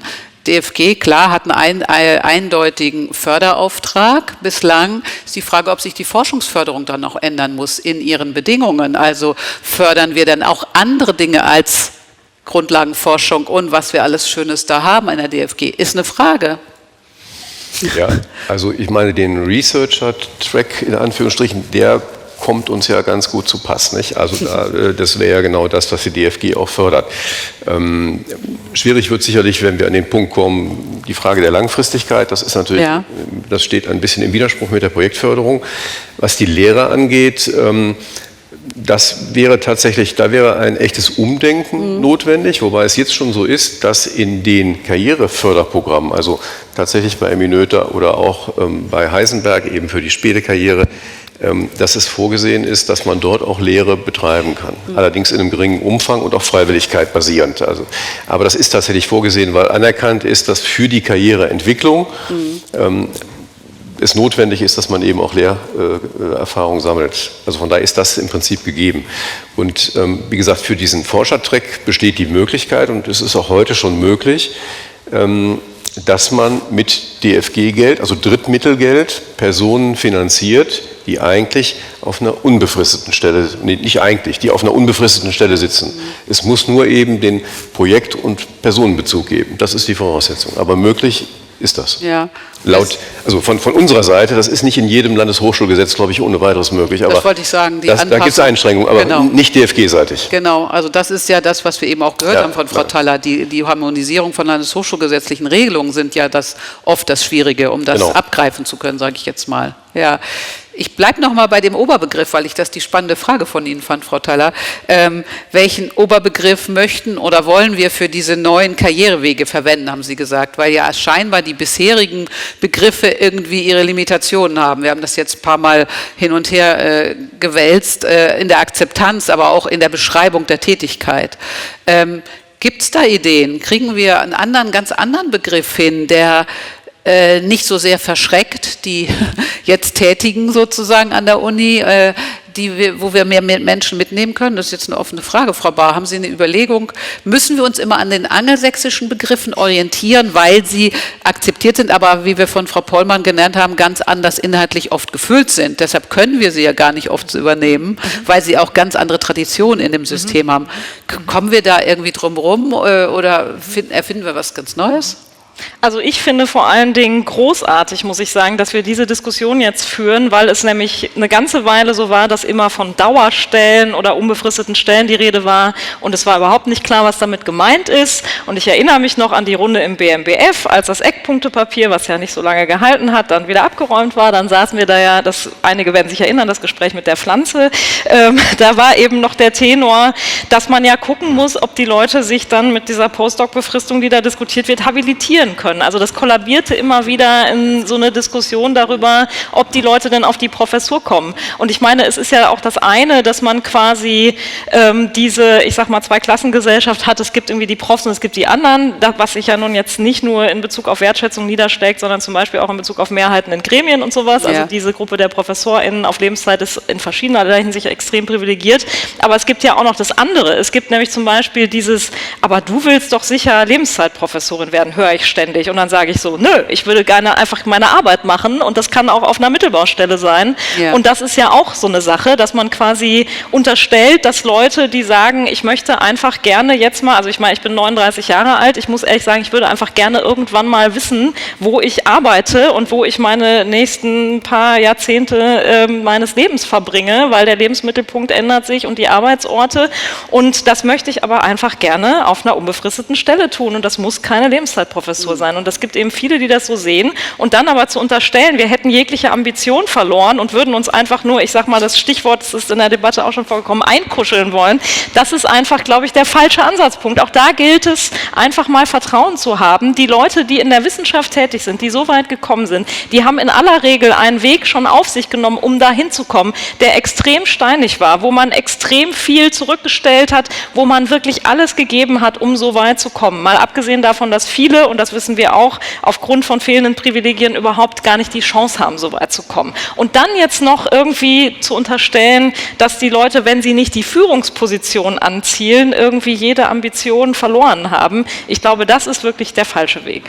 Dann sind wir wieder beim habituellen Aspekt. Danke nochmal für das Beispiel, Herr Bölker. Ich würde auch sagen, in jedem Fall ist eine attraktive Stelle mit einem unattraktiven Namen interessanter als eine unattraktive Stelle mit einem attraktiven Namen. Das muss ich jetzt erstmal verstehen und mir vorstellen. Naja, das ist so, ein Atomkraftwerk wird nicht besser, wenn Sie es Kernkraftwerk nennen. Also im Prinzip, das haben wir ja alle gelernt. Auch, ja. Also wir versehen schlechte Dinge mit schönen Namen, um sie irgendwie, Greenwashing nennt man das. Genau, auch. Aber was ist das Plädoyer? Das Plädoyer ist, die Stellen interessant zu machen. Ja. Und ich glaube, es gibt auch einen Bedarf dafür. Und auch die Hochschulforschung zeigt, dass die Professur, wenn es die überhaupt gibt, gar nicht mehr so attraktiv ist. Also es spricht sich herum, dass damit eine relativ unbegrenzte Belastung verbunden ist. Das ist vielleicht anekdotisch, aber bei uns in der Forschungsabteilung haben wir eine Mitarbeiterin, die einen Ruf auf eine W3 hatte und ihn abgelehnt hat. Das wäre der erste Ruf gewesen für eine E15-Stelle im Forschungsmanagement. Ich meine, das kann man nicht zum Modell machen, aber das war eine bewusste Entscheidung. Es gab auch andere Gründe dafür. Aber das heißt, das ist heutzutage nicht mehr so, dass eine Professur praktisch so das einzige und endgültige Ziel ist. Und ich glaube, man sollte es schon so ehrlich machen, wenn man sich ein System vorstellt, in dem einfach von dem Modell her es natürlich nicht sein kann, dass jede, die promoviert, am Ende eine Professur bekommt. Ich glaube, dass es dazwischen aber auch attraktive Positionen gibt, die für einen bestimmten Zeitraum auch immer noch die Möglichkeit geben, sich wegzubewerben. Das sehen wir an diesem Bremer Modell. Da sind diese Researcher-Stellen, egal ob das ein schöner oder schlechter Name ist, aber anscheinend sind die Stellen so attraktiv, auch von den Möglichkeiten her, dass der Großteil derer, die auf diesen Stellen saßen, schon weg sind. Also insofern, und ich glaube, das ist doch die Sache, wir brauchen Stellen, die von den Möglichkeiten, die sie der Person, die sich als Wissenschaftlerin fühlt, bieten, die sie ausfüllen kann, in der sie dann habituell aufwächst und Möglichkeiten hat zu gestalten. Und wenn das eine Stelle ist, die bis zur Pensionierung, Verrentung dann geht, kann es ja auch gut sein. Genau. Aber es soll nicht praktisch sein, dass ich sage, ich bin ein Loser, wenn ich auf dieser Stelle bleibe. Dafür sollte sie eben so gut ausgestattet sein, dass es attraktiv ist, auch diese Stellen anzunehmen. Genau, aber es geht nicht nur um die berühmte Ausstattung, sondern was Frau Bahr eben auch sagte, um diese Assoziationen, die damit verknüpft sind, ne? Dass man nicht mehr hoch motiviert ist, dass man irgendwie sich einkuscheln oder wie auch immer sich einrichten will im System. Das höre ich auch oft auf einer bequemen Stelle, sage ich mal. Ja, aber so, ne? Da ist, glaube ich, was wir heute Morgen auch gelernt haben, je länger man die akademischen Karrieren misshandelt auf ihrem Weg, desto höher, also das ist eine self-fulfilling prophecy, wenn ich praktisch die Leute erst mit 50 auf eine Dauerstelle ist, dass sie dann alles fallen lassen, das bestätigt mir, dass ich sie vorher immer nur befristet hatte beschäftigen. Ja. Das andere System ist von ihnen von Anfang an das Vertrauen zu geben und sie laufen zu lassen. Ja, Herr Lorenz, Sie nochmal und dann würde ich nämlich gerne, ist das eine Meldung? Ja, gut, dann, ich wusste, war nicht sicher. Mir fiel das gerade ein, als du das gesagt hast, diese Motivation, auch möchtest du eine Lebenszeitprofessur? Ich finde, das, was es immer so schön zeigt und also mein absolutes Pet-Peeve-Hassobjekt ist in Bewerbungen auf eine Vollprofessur, wo ich ein Motivationsschreiben schreiben soll. Und ich bin so, okay, also sorry Kids, aber also ich habe irgendwie auf 220 € angefangen als Stumi, dann auf einer 50% Stelle, dann hatte ich 8 Verträge in 4 Jahren. So, also lies meinen CV.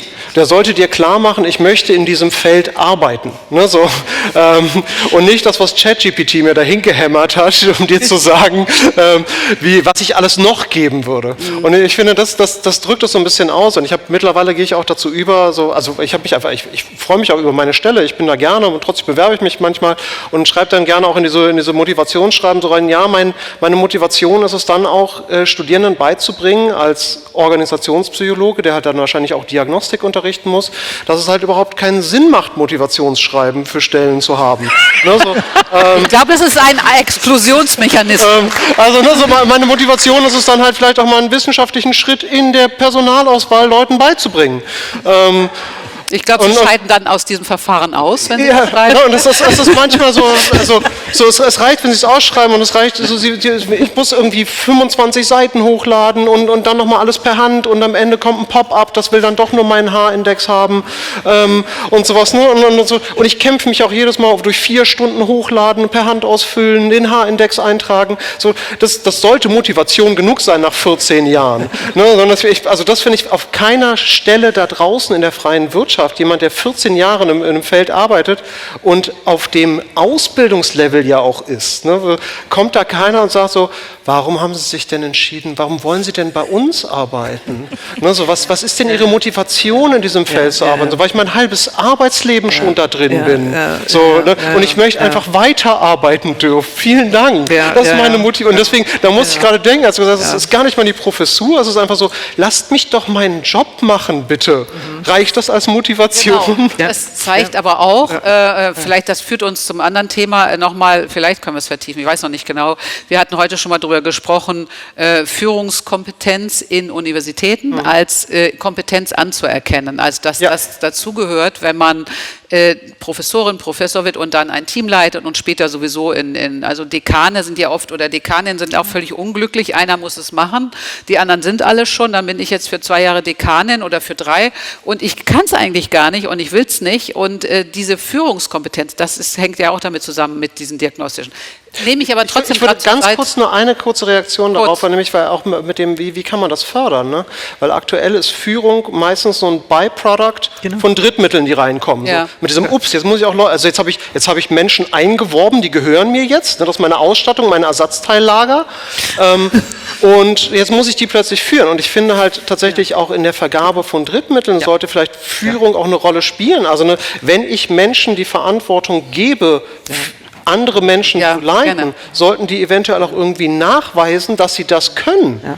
Ne, und nicht so als, hier hast du Geld, jetzt gehören dir Menschen, jetzt musst du halt auch lernen zu führen.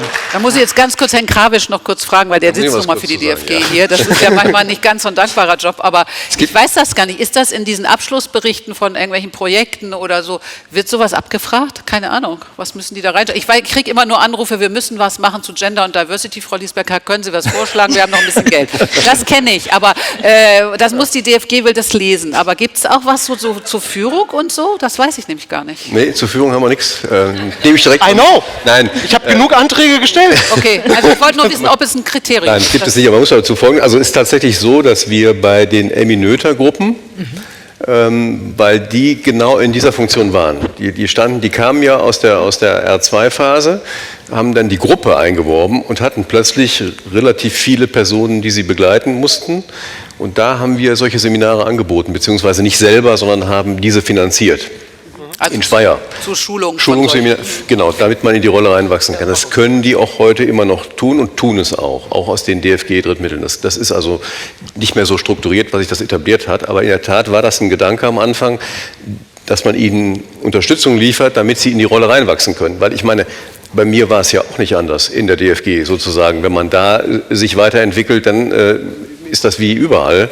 Man muss irgendwie gucken, dass man sich in bestimmte Positionen reinentwickelt und dafür braucht man in der Regel auch ein bisschen Unterstützung. Und das ist wahrscheinlich in der Wissenschaft nicht anders, würde ich mal vermuten, Total. als in allen anderen Feldern. Für mich war es ein Bewertungskriterium. Also in der Zwischenevaluation, ich musste Führungskräfte Ausbildung nachweisen. Okay. Ja, das ist, also, und ich finde, das macht auch total Sinn, weil das ist ansonsten sehen wir das, was wir aktuell sehen. Genau. Ja. Frau Pollmann, Sie wollten noch dazu. Ich wollte es nur sehr stark unterstützen. Natürlich gibt es dieses Ideal der akademischen Selbstverwaltung. Also das natürlich, man will nicht, dass da Leute von außen kommen, die das so kommodifizieren, managerializing, also das möchte man nicht. Und dass dann auch zu sehr kapitalistische, sage ich mal, Elemente, die in die Wissenschaft durchaus reinkommen können, passieren. Ich sehe das genauso, dass man eigentlich davon ausgeht, früher war es ja noch schlimmer, ich bin gut in der Forschung, dann kann ich automatisch lehren und ich kann automatisch verwalten und ich kann automatisch andere Menschen führen. Genau. Natürlich. Und das ist eine Illusion. In Großbritannien gibt es inzwischen, dass sie wirklich systematisch auch Fortbildung machen müssen. Und sie müssen das nachweisen und wenn sie das nicht machen, dann gibt es irgendwann Ärger. Das geht von natürlich alles, was mit Chancengleichheit, Diversity, was Sie gesagt haben, aber auch sowas zum Beispiel, wie erkenne ich, ob ein Studierende selbstmordgefährdet ist, oder auch andere Sachen wie Hausrecht, was mache ich, wenn ich eine Veranstaltung organisiere, wo vielleicht eine Demonstration draußen stattfindet. Also es kann ein ganz, ganz breites Feld sein. Für Leute, die dann mal, also wenn sie in höheren Verantwortungspositionen sind, gibt es auch Klausurtagungen oder Coachings. Aber verpflichtend, ne? Denn wenn Sie das Wort also in Großbritannien, als ich da war das gerade so an der Schwelle. Aus meiner Sicht sollte es verpflichtend sein. Weil es hier schwierig ist. Ne? Wir reden oft über Freiheit der Forschung, genau. Das ist was, wo ich momentan Werbung dafür mache. Aber das ist in Deutschland mit Vorsicht zu genießen. Aber selbst in Großbritannien wird das nicht gern gesehen, wenn man es verpflichtend macht. Aber was ich jetzt lustig finde, Werbung für Verpflichtung machen, das finde ich gut. Ja, oder Werbung für Freiwilligkeit, dass man einfach sagt, also weil manche dann sagen, ich will nicht repariert werden. Also ich bin jetzt der Meinung, mich kann man gar nicht genügend reparieren. Ja, also ich habe da einen anderen Ansatz zu mir selber. Aber wenn man das positiv hindreht, sagt, das ist doch eine Chance, wenn Sie viel wissen, in so einer Gruppe können Sie ja auch Ihr Wissen teilen. Also Sharing of Best Practice. Ist ja nicht so, dass man da von oben besserwisserisch was in jemanden reinkippen möchte, aber dass man mehr Sicherheit gewinnt, dass man versteht, wir haben ja gesprochen, dieser Flickenteppich fand ich genial. Ja. Habe ich mir gleich, ich hoffe, es war okay, es fotografiert. Genau, also dass man da auch sagt, natürlich, wenn es in Hamburg so gemacht wird, warum kann Baden-Württemberg da nicht da was davon lernen? Ja, also es geht mehr darum, dass man sich auch austauscht und es nicht als einen Verbesserungsexercise begreift. Aber interessant, dass man im universitären Kontext, wo es eigentlich um Wissen, Wissenserwerb und Wissensweitergabe solche Selbstverständlichkeiten sagen muss, da sind wir immer noch bei der habituellen Dimension. Ich habe aber ganz vergessen zu sagen, und deshalb komme ich jetzt dazu, dass wir eigentlich eine Fishbowl jetzt machen. Das fällt mir jetzt ein, weil ich habe jetzt diesen leeren Stuhl die ganze Zeit angeguckt und dachte, ja, wir wollen ja eine Fishbowl machen. Insofern, ich habe mich irgendwie ein bisschen davon tragen lassen, sehen Sie es mir nach, möchten wir diesen freien Stuhl Ihnen natürlich anbieten, dass jede und jede von Ihnen kurz zu uns kommen kann, ein Argument austauschen, eine Frage austauschen und mit uns diskutieren. Ich würde Sie gern, es gibt schon die erste Person, wunderbar, mit einem Mikro, mit einem Handmikro, genau, bitte. Ja, vielen Dank. Ich würde gerne vielleicht einen anderen Gedanken nochmal in die Diskussion reinbringen, weil es mir sehr stark immer aus der Perspektive der individuellen Person gedacht ist. Zu Recht, ja, also die Missstände sind ja auch benannt, sie sind auch bekannt, wir kennen das. Aber es verwundert mich manchmal wirklich, sowohl in der hochschulpolitischen Diskussion als auch jetzt hier, dass überhaupt nicht von der Institution ausgedacht wird. Und damit meine ich jetzt nicht in einem ausbeuterischen Sinne, die Uni soll irgendwelche Postdocs und PhDs zu ihren Zwecken missbrauchen, sondern ich meine das wirklich aus unserem Auftrag heraus, gute Wissenschaft zu machen. Und was heißt das eigentlich und welche Stellen braucht es dafür? Und weil wenn wir immer aus dieser individuellen Perspektive kommen, dann sind wir auch bei einem sehr individualistischen Prinzip. Es wird kein Stellenprofil geben, das die Leute in der Summe, in der Vielfalt zufriedenstellen wird. Das wird es nicht geben. Und ich bin auch der Überzeugung, dass, und dann sind wir auch bei der Frage, was macht dann die Universität zu einer attraktiven Arbeitgeberin, wenn sie gute Stellen hat, die aber ausgerichtet sind an den Inhalten, die auf den Stellen zu bewerkstelligen sind. Wir brauchen gute Manager und Managerinnen, wir brauchen sehr gute Leute in der Lehre und wir brauchen extrem gute Forscherinnen und Forscher. Und die Frage ist so, ist das System, wie wir es jetzt kennen, auch in der Finanzierungsstruktur, in der rechtlichen Struktur, also da teile ich die Einschätzung ja meiner Kollegin, diese Dimensionen aufzumachen, ist es schon in der Form, dass das geleistet wird. Und wenn wir dann mal auf eine europapolitische Ebene gehen und uns die zuletzt veröffentlichten Berichte von Letta und Draghi anschauen, dann kommen wir zu dem Schluss, dass das nicht der Fall ist. Und dass Europa kein System entwickelt hat oder die europäischen Systeme nicht so aufgestellt sind, dass wir mit unserer europäischen Wissenschaft konkurrenzfähig sind. Im Gegenteil, das geht zurück. Und woran liegt das? Auch an den Karrierewegen und auch an den schlechten Arbeitsbedingungen in der Wissenschaft. Also ich will gar nicht widersprechen, aber es ist mir ein bisschen zu individualistisch. Es ist mir auch so ein bisschen zu sehr aus dem Personal Suffering herausgedacht, ohne dass ich das irgendwie marginalisieren möchte. Aber ich finde, Wissenschaft ist öffentlich finanziert. Wir haben eine Verantwortung, mit diesem Geld verantwortungsvoll im Sinne unseres Auftrags umzugehen. Und dann müssen wir uns fragen, wie setzen wir dieses Geld sinnvoll ein? Das vielleicht einfach nur mal, um nochmal einen anderen Turn in diese Debatte zu bekommen. Weil mir ist es zu wenig aus der Perspektive unserer Universität herausgedacht, was braucht die Universität an Personal, an Aufgabenbewältigung, damit das hochqualitativ gemacht wird und wir unserem Auftrag gerecht werden, den wir qua Gesetz auch haben. Verstanden, aber was ist die Konsequenz daraus für die Institution? Also wenn diese Bedarfe, die Sie genannt haben, gesagt haben, dass die Institution braucht in all diesen Bereichen sehr gute Leute, in allen Bereichen. Wir wissen aber, dass ein Bereich besonders stark bewertet wird, im Moment Forschung, und die anderen werden so ein bisschen nebenher gemacht. Was sind die Konsequenzen dieses institutionellen Blicks dann in dem Moment? Das, was wir eigentlich auch also gestern auch schon diskutiert haben, uns das wirklich mal dann in dem Arbeitsfeld, in dem Institut, in der Fakultät genau anzugucken, was fallen denn da für Aufgaben an? Und welche Qualifikationen brauchen die Leute, um diese Aufgaben qualitätsvoll eigentlich zu bewältigen? Und was hindert Sie daran, wenn ich kurz einhaken darf? Ja. Weil ich finde die Perspektive extrem wichtig, zu sagen, was braucht denn eigentlich die Wissenschaft? Aber jetzt möchte ich mal die Frage aufwerfen. Glauben Sie, dass die Wissenschaft das braucht, dass wir beide uns ständig irgendwo bewerben und immer wieder in so ein Berufungsportal händisch unsere Sachen reinkopieren und am Ende platzt das Verfahren, ja?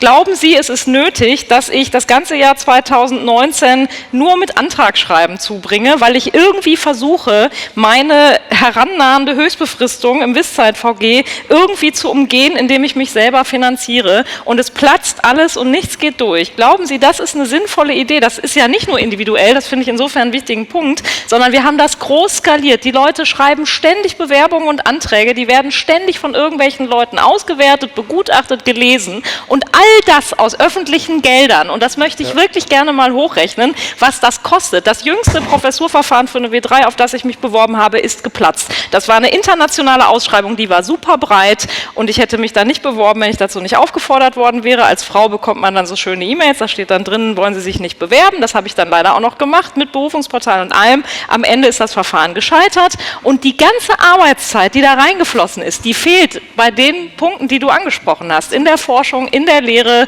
im Admin-Bereich, und das finde ich wirklich katastrophal, ehrlich gesagt. Also ich glaube, da müssen wir ansetzen, also nicht nur die Frage, was soll da eigentlich passieren, sondern auch, was können wir eigentlich direkt machen, und das kostet übrigens kein zusätzliches Geld, diese ganzen Verfahren alle anders zu gestalten. Das können wir als Wissenschaftsgemeinschaft, Thema Gestaltungsmöglichkeiten, einfach machen, und ich glaube, es ist echt an der Zeit, das zu tun.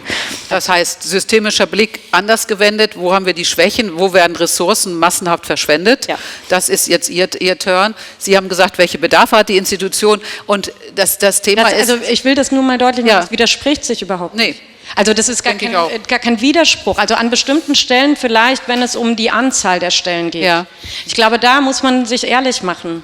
Also die Institution braucht am Ende nicht so viele Permanent Positions, wie vielleicht eben Menschen in das System an bestimmten Stellen wollen. Also ich glaube, da muss man sich vielleicht ehrlich machen. Ich glaube auch nicht, dass da ein Widerspruch per se von dem ist, was du sagst, weil das ist, was ich vorhin auch meinte, was du gesagt hast, was braucht so eine Uni, damit sie noch ein attraktiver Arbeitgeber ist. Und das ist halt so wie da draußen auch ein humaner Arbeitgeber zu sein, eine humane Arbeitsgestaltung zu machen, wo Leute halt eben nicht konstant überlastet und unterbezahlt sind, sondern wo du halt irgendwie vernünftige Verträge hast, wo du deinen Job machen kannst und wie du schon sagst, wo du dann eventuell auch mal feststellst, was beinhaltet denn dieser Job überhaupt? Ne? Und darauf dann auch diese Visionen zu kreieren. Also das ist das, was unsere Hochschule braucht. Ich sehe da überhaupt keinen Widerspruch, auch nicht zwischen dem individuellen Leid, weil das individuelle Leid ist ein relativ kollektives Leid, muss man mal sagen. Das ist so, da steht ja nicht mein Name hinter, sondern es sind einfach x Storys, die du auch jeden Tag hörst. Und das hat halt mit humaner Arbeitsgestaltung halt nichts zu tun. Und also diese Vision quasi, was braucht eine Uni, damit sie in Zukunft noch ein attraktiv und damit eben nicht sofort alle Studis mir mittlerweile eine realistische Job-Preview sehen, sagen so, niemals möchte ich in Wissenschaft arbeiten und das nicht, weil mich Wissenschaft nicht interessiert, sondern weil ich möchte einen Arbeitgeber haben, der mich halt als Menschen sieht und nicht als Ausstattung und Ersatzteillager. So. Ich würde gerne noch mal reingehen und noch mal Ihren Punkt klar machen. Ich würde dann auch nochmal den Platz freimachen. Ja, bleiben Sie noch mal kurz sitzen. Ich würde gerne noch mal, ich fand das nämlich wichtig, noch mal diesen Blick noch mal, und das ist überhaupt nicht widersprechend, sondern noch mal zu ergänzen und zu sagen, da gibt es systemische Schwachstellen, wenn wir vom System ausgehen. Frau Bahr hat das jetzt klar gemacht, es gibt Schwachstellen und da ist ja die Frage, wo schaffen wir es im System, diesen Blick zu behalten nach Bedarfen und wie schaffen wir es, da sind wir wieder bei den verschiedenen Dimensionen, diese Schwachstellen auch mal offen zu diskutieren, denn sie werden ja häufig nicht im System diskutiert. Dann heißt es, die Wissenschaft ist halt so oder was auch immer, Sie kennen die Sprüche. Das würde ich gerne noch mal so zusammenbringen. Also wo können wir einhaken? Sie kennen nun das System super gut durch Ihre verschiedenen Positionen. Wo können wir ganz gut eine Schraube drehen? Also die Institution steht ja in der Verantwortung und also auch im Sinne einer besseren Ausgestaltung der, ich nenne das jetzt mal Arbeitsplätze, das ist ja auch ein Begriff, der in der Wissenschaft gar nicht verwendet wird, weil Wissenschaft ja oft gar nicht irgendwie in den Dimensionen kulturell gedacht wird, aber wir brauchen eine Professionalisierung unserer Personalstrukturplanung. Wir müssen wissen, wo werden welche Stellen gebraucht, aber eben dann an den Bedarfen in der jeweiligen Einheit, deswegen kann man das wieder nicht pauschal sagen, man kann wieder nicht sagen, in der einen, ich denke jetzt noch in Fakultäten, es gibt ja auch sozusagen auch schon wieder ganz andere Modelle, aber zu sagen, okay, da gibt es eine Fakultät, die hat so und so viele Institute, die hat die und die Bedarfe, die vielleicht über den Instituten heraus bearbeitet werden müssen, die vielleicht auch als Servicestellen eingerichtet werden können für eine bestimmte Leistung in Instituten, es muss aber analysiert werden, man muss im Prinzip eine Aufgabenkritik haben, also könnt das jetzt noch weiter ausführen, aber das würde jetzt erstmal bedeuten, eine Professionalisierung sowohl dieser Strukturplanungen, aber auch des Personals, das sozusagen diese Planung machen soll, weil dafür muss man bestimmte Kenntnisse haben. Es bedeutet aber auch ein anderes Monitoring, es bedeutet, dass eine Verwaltung anders sich das angucken muss und andere Supportstrukturen zur Verfügung stellen muss. Und dann ist man an der konkreten Stellenausgestaltung. Und dann sind wir auch wieder bei all den Themen, die wir hatten, wo wir Lerneffekte aus der Tenure-Track-Professur haben mit Blick auf Potenzial am Anfang, wie machen wir ein gutes Stellenverfahren, wo werden die Stellen überhaupt publiziert, damit das sozusagen transparent ist. Dann sind wir auch bei den Punkten, die, glaube ich, Herr Alt angesprochen hatte, mit den Fragen nach guter Rekrutierung. Genau, also das heißt, ich habe das deshalb nochmal gefragt, damit klar wird, wie viel systemischen Wechsel es braucht. Sie haben dann schon Professionalisierung, Monitoring, Systematisierung, die es ja oft gar nicht gibt. Und auch des Personals, also Personalentwicklung. Genau, Personalentwicklung, was es oft ja nicht gibt, weil das haben wir jetzt auch die beiden Tage diskutiert, dass es häufig von einem Institut, von einem Fachbereich gemacht wird, aber ohne systematisierten Blick. Also das nochmal danke, das ist nochmal eine Ergänzung zu diesem Blick, aber nochmal sagen, was heißt das eigentlich, wenn wir über Personalstruktur und Kulturwandel reden, ist es eine Organisationsentwicklung. Ich bleibe dabei an ganz, ganz, ganz vielen Stellen. Mikro können Sie einfach so hinlegen, das wird ein- und ausgeschaltet von der Technik. Danke. Gibt es eine weitere Wortmeldung? Bitte, kommen Sie zu uns. Mikro liegt, glaube ich, auf dem Tisch neben Ihnen. Wenn Sie trotzdem noch mal kurz Ihren Namen sagen, weil wir nicht alle immer wissen, wer es ist. Genau, Martin Rehfeld, Uni Bamberg, Postdoc-Beratung.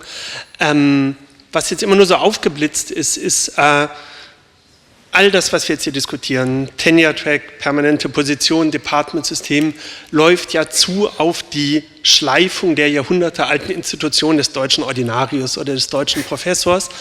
Und da sind ja einfach ganz große Beharrungskräfte, nicht? Also wir haben ja, und zwar mit Mehrheiten in allen akademischen Gremien, also zumindest in Bayern ist das so, dass da nirgendwo Drittelparitäten sind, im Senat überall eine Mehrheit von Professoren, die ganz direkt Macht abgeben müssten, einerseits auf symbolischer Ebene, wenn da auf einmal so Junge mitreden dürften und die gleichen Rechte haben, aber auch ganz praktisch, die perspektivisch ihre abhängig beschäftigten Leute verlieren würden. Und wir können ja nicht immer nur von Machtmissbrauch reden, sondern auch der Machtgebrauch an sich, nicht? Nietzsche sagt, der Blitz blitzt nicht, der Blitz ist Blitzen, Macht wird immer ausgeübt und natürlich verlieren die was. Das heißt, wir haben ja ein System, in dem, sofern es nicht ministeriell ist, die Macht in den Händen von Menschen liegt, die jetzt freiwillig abgeben müssten. Und das ist, glaube ich, eine Aufgabe, für die ich jetzt auch keine Lösung habe, die auch nicht nur top-down geschehen kann, aber die dieser Kulturwandel ja wäre. Wie bringen wir Professorinnen und Professoren dazu, die selber das alles durchlitten haben, zu sagen, wir opfern jetzt diese erworbenen Privilegien, um eine gerechtere Welt, pathetisch gesagt, zu ermöglichen? Ja. Herr Börker-Weiß. Nein, ich weiß nicht. Ich würde nur sagen, wir haben von Frau Pollmann gelernt, in einer Transition gibt es Auslaufmodelle. Also letztlich könnte, wenn Sie das so als Vision vor sich haben, kann das nur von bottom-up geschehen. Und ich gehe davon aus, dass die jungen Nachwuchswissenschaftlerinnen, die jetzt auf die Professur streben, dann nicht die Privilegien haben wollen, die sie jetzt so heftig kritisieren. Also, ja, jetzt, dann kommt man mich in dieses Problem, nicht? Also ich kämpfe für eine Departmentstruktur, aber bei der ersten Berufungsverhandlung, wo ich eine Zusage bekomme, möchte ich meine Mitarbeiterstellen haben. Also das kann man ja als Person dann sagen, möchte ich nicht. Ich will gerade die Institution von unten aus her reformieren. Also es gibt Möglichkeiten, also ich glaube zu sagen, wir warten jetzt, dass der Gesetzgeber das Ordinariensystem abschafft, ist eine lange Zeit. Ich selber habe meine einzige Professur als C3 damals, also W2, in Hessen bekommen. Da war ich glücklich. Wir hatten keinen Vorgesetzten. Es gibt auch in diesem Flickenteppich auch Landeshochschulgesetze, wo es keinen Lehrstuhlinhaber oder Inhaberin gibt und untergeordnete Professuren, außer in der Medizin natürlich. Aber also insofern auch da gibt es Unterschiede und man kann sich ja dafür einsetzen. Und ich glaube, wenn diese Generation, die wir auch hier in diesen Videostatements haben, wenn wir die ernst nehmen, dann sollten sie sich auch selber ernst nehmen und sagen, wir machen es anders. Vielleicht ist das die Reform des Universitätssystems von unten. Vielleicht auch eine Reformation, man weiß nicht. Ich würde, also auch da, ne, diese Reformation von unten, auch wenn wir das zu anderen, also oft könnte man sagen, naja, die Reformation von unten zu Gender kommt halt irgendwann. Aber die kommt halt, weil man von oben Druck macht. Und weil auf die Leute oben Druck gemacht, Macht wird nicht einfach abgegeben. Und solange das Ganze hier ein Überlebensmodell ist, muss man sich mal überlegen, wer überlebt denn im Überlebensmodell? Ja, das sind tatsächlich die Leute, die anderen besser ausstechen. Ne? Also natürlich kommt da auch mal eine gute Seele dazwischen. So. Aber per se, so ein Überlebensmodell, wenn man die mal laufen lässt und simulieren lässt, dann gibt es ein paar Eigenschaften, die überleben besser als andere in so einem kompetitiven Überlebensmodell. Und da sehen wir dann nämlich unsere Kolleginnen und Kollegen mit der dunklen Triade. Und die werden nicht oben ankommen und sagen, oh, guck mal, jetzt habe ich die Macht. Jetzt gebe ich sie ab. Dieser Zeitpunkt wird nicht kommen, indem es von unten die Macht die Macht, entweder nimmt unten die Macht ab oder man nimmt oben die Macht und eine Ebene drüber, nämlich die Gesetzgebung, sagt, wir machen zum Beispiel paritätische Besetzung, was für mich übrigens einer der Punkte ist, weshalb ich überhaupt eine Professur haben wollte. Ich hatte nämlich irgendwann die Schnauze voll davon, da drin zu sitzen und immer der einzige Vimi zu sein, der seine eigene Stimme hat gegen 5 Professorinnen. Das ist relativ demotivierend. Also entweder kannst du halt mit denen mitlaufen, dann bist du auf der guten Seite von ihnen, oder du stellst dich gegen sie und dann weißt du aber auch, wie deine Karriere weitergeht irgendwann, wenn dann einer von denen in deiner Berufungskommission sitzt. Und ich finde, das ist halt ein wichtiger Punkt. Ich finde, dieses Narrativ, das wird sich schon ändern. Nein, da muss aktiv was passieren. Ich glaube, ja. Ich wollte nur noch mal, ich habe Herrn Bölker so verstanden, eben, dass es nicht einfach so passiert, sondern dass man sagt, die Menschen, die jetzt ins System kommen, dass die eine andere Konzeption haben. So habe ich ihn verstanden. Aber die Menschen die Menschen, die in diesem System überleben, sind nicht die Menschen, die reinkommen und eine andere Vision haben. Genau. Vielleicht nur als kurze Ergänzung. Ich meine, das ist von oben letztlich das Tenure-Track-System finanziert und eingeführt worden. Aber es war wahrscheinlich die effektivste Maßnahme zur Gleichstellung, zur Gender-Gleichstellung, die wir die letzten 50 Jahre hatten. Also wenn wir die Tenure-Track-Stellen sehen, die besetzt werden, ich glaube, dass durchgängig deutschlandweit ist das 50-50. Aber intersektional betrachtet noch unbefriedigend. Es sind Frauen aus privilegierten Familien, egal. Nächstes Thema. Ja. Herr Krabisch. Ja, also ich muss Ihnen da recht geben. Also ich glaube auch, das wird nicht bottom-up funktionieren. Das glaube ich nicht.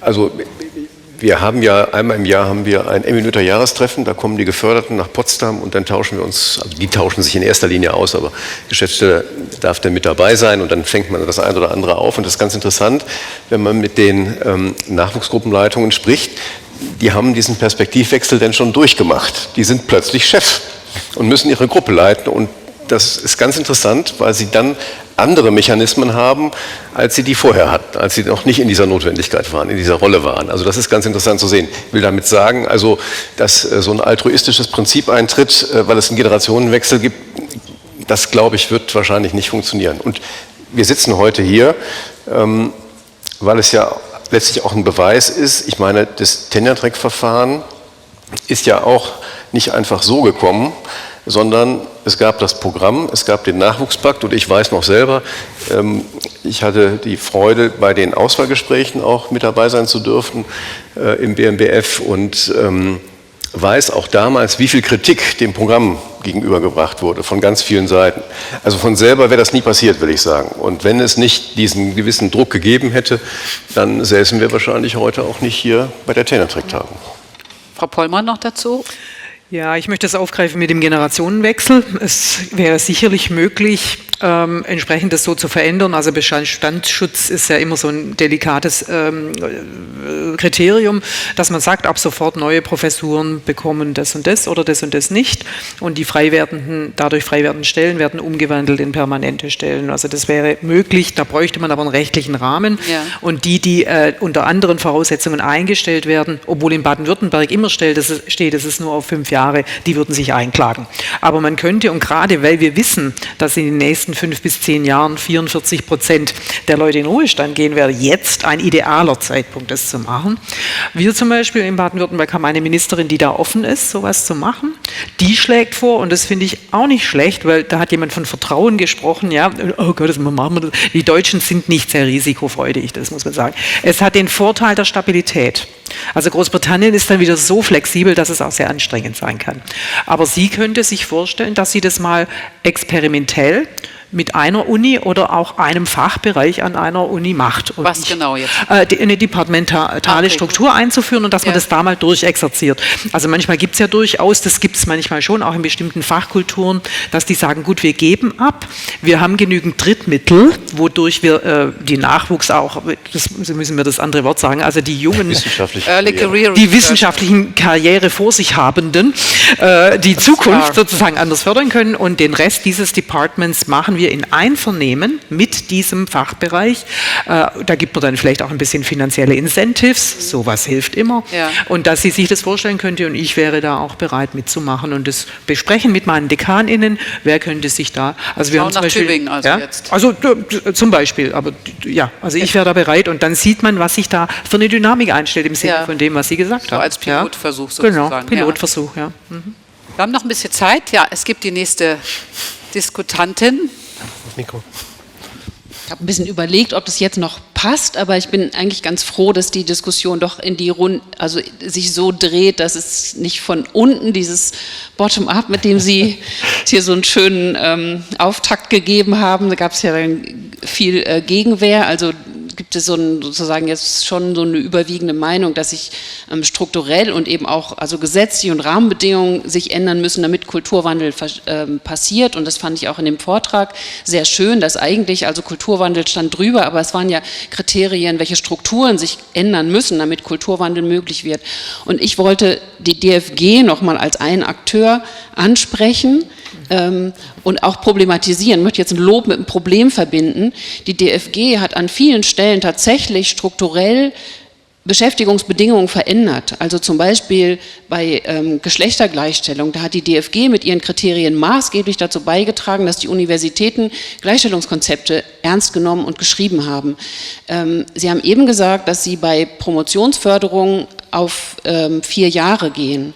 In der Debatte um das Wisszeit-VG habe ich die DFG aber vermisst als starken Akteur, der sagt, wir brauchen längere Laufzeiten. Dann würden Sie eigentlich die Macht, die Sie jetzt haben, indem Sie sozusagen von hinten rum die Bedingungen bestimmen, also sozusagen wir fördern die und die Stellen, also 65%, das wurde jetzt auch schon mal angesprochen, das ist eine Macht, die Sie haben im System, aber das ist ja eigentlich nicht demokratisch legitimiert. Warum sind Sie als Akteur nicht diejenigen, die sagen, wir treten dafür ein, dass das Gesetz so geändert wird, dass die Rahmenbedingungen so sind, wie wir auch fördern wollen? Also das wäre sozusagen, dann würden Sie dieselbe Politik machen, aber Sie würden Ihre sozusagen unterschwellige Macht abgeben. Das würde mich sehr freuen, auch als das vielleicht nochmal eine kurze Randbemerkung. Amrei Bar hatte das gesagt, 65%, 75% Stellen, da agieren Sie quasi als verdeckter Tarifpartner, aber wir machen eigentlich als Gewerkschaften die Tarifpolitik und Sie sagen aber, okay, aber 65% von der E13 reicht eigentlich. Es wäre auch schön, wenn Sie eher uns das überlassen. Genau, also das ist eine Frage an die DFG, ob Sie nicht sozusagen etwas von Ihrer Macht abgeben wollen. Herr Krawisch, jetzt aber. Jetzt aber. Der Moment. Butter bei die Fische. Das, glaube ich, kann ich jetzt schlecht. Das obliegt nicht meiner Gehaltsgruppe, das hier zu tun. Ich will mal sagen, also ich meine mich zu erinnern können, dass heute Morgen Frau Frost gesagt hätte, gestern. Oder was gestern? Ja. Dass sie es in Hamburg jetzt erreicht hätten, dass jetzt zumindest, wenn Personen promovieren, dass sie dann nach den DFG-Sätzen auch bezahlt werden. Und das wird dann als Fortschritt gefeiert, das will ich nur mal sagen. Das ist das Problem, was wir haben, nicht? Also wir sind teilweise ja eben immer noch unter diesen Sätzen. Also wir sind in der Fläche nicht sozusagen auf diesen DFG-Sätzen. Dass das grundsätzlich nicht befriedigend ist, ja, da würde ich Ihnen recht geben. Das ist, wie soll ich sagen, das System hat sich dahin entwickelt. Wir hatten früher eben halbe Stellen. Ich selber hatte auch eine halbe Stelle als wissenschaftlicher Mitarbeiter. Das System hat sich dahingehend weiterentwickelt. Und gut, da muss man einfach schauen. Das ist natürlich auch eine Frage der Finanzierung. Da muss es letztlich ein Commitment geben, dass man sagt, wir reduzieren die Promotionsstellen. Momentan haben wir 200.000 in Deutschland. Wenn wir natürlich einen entsprechenden Anteil die DFG finanziert, davon glaube ich ein Viertel, ungefähr, wenn überhaupt, oder sogar noch weniger. Und man müsste dann natürlich ein Eingeständnis machen, wenn man 100% Finanzierung macht, dann würde das natürlich bedeuten, dass man eben entsprechend weniger Promotionen finanzieren kann. Das ist die Konsequenz.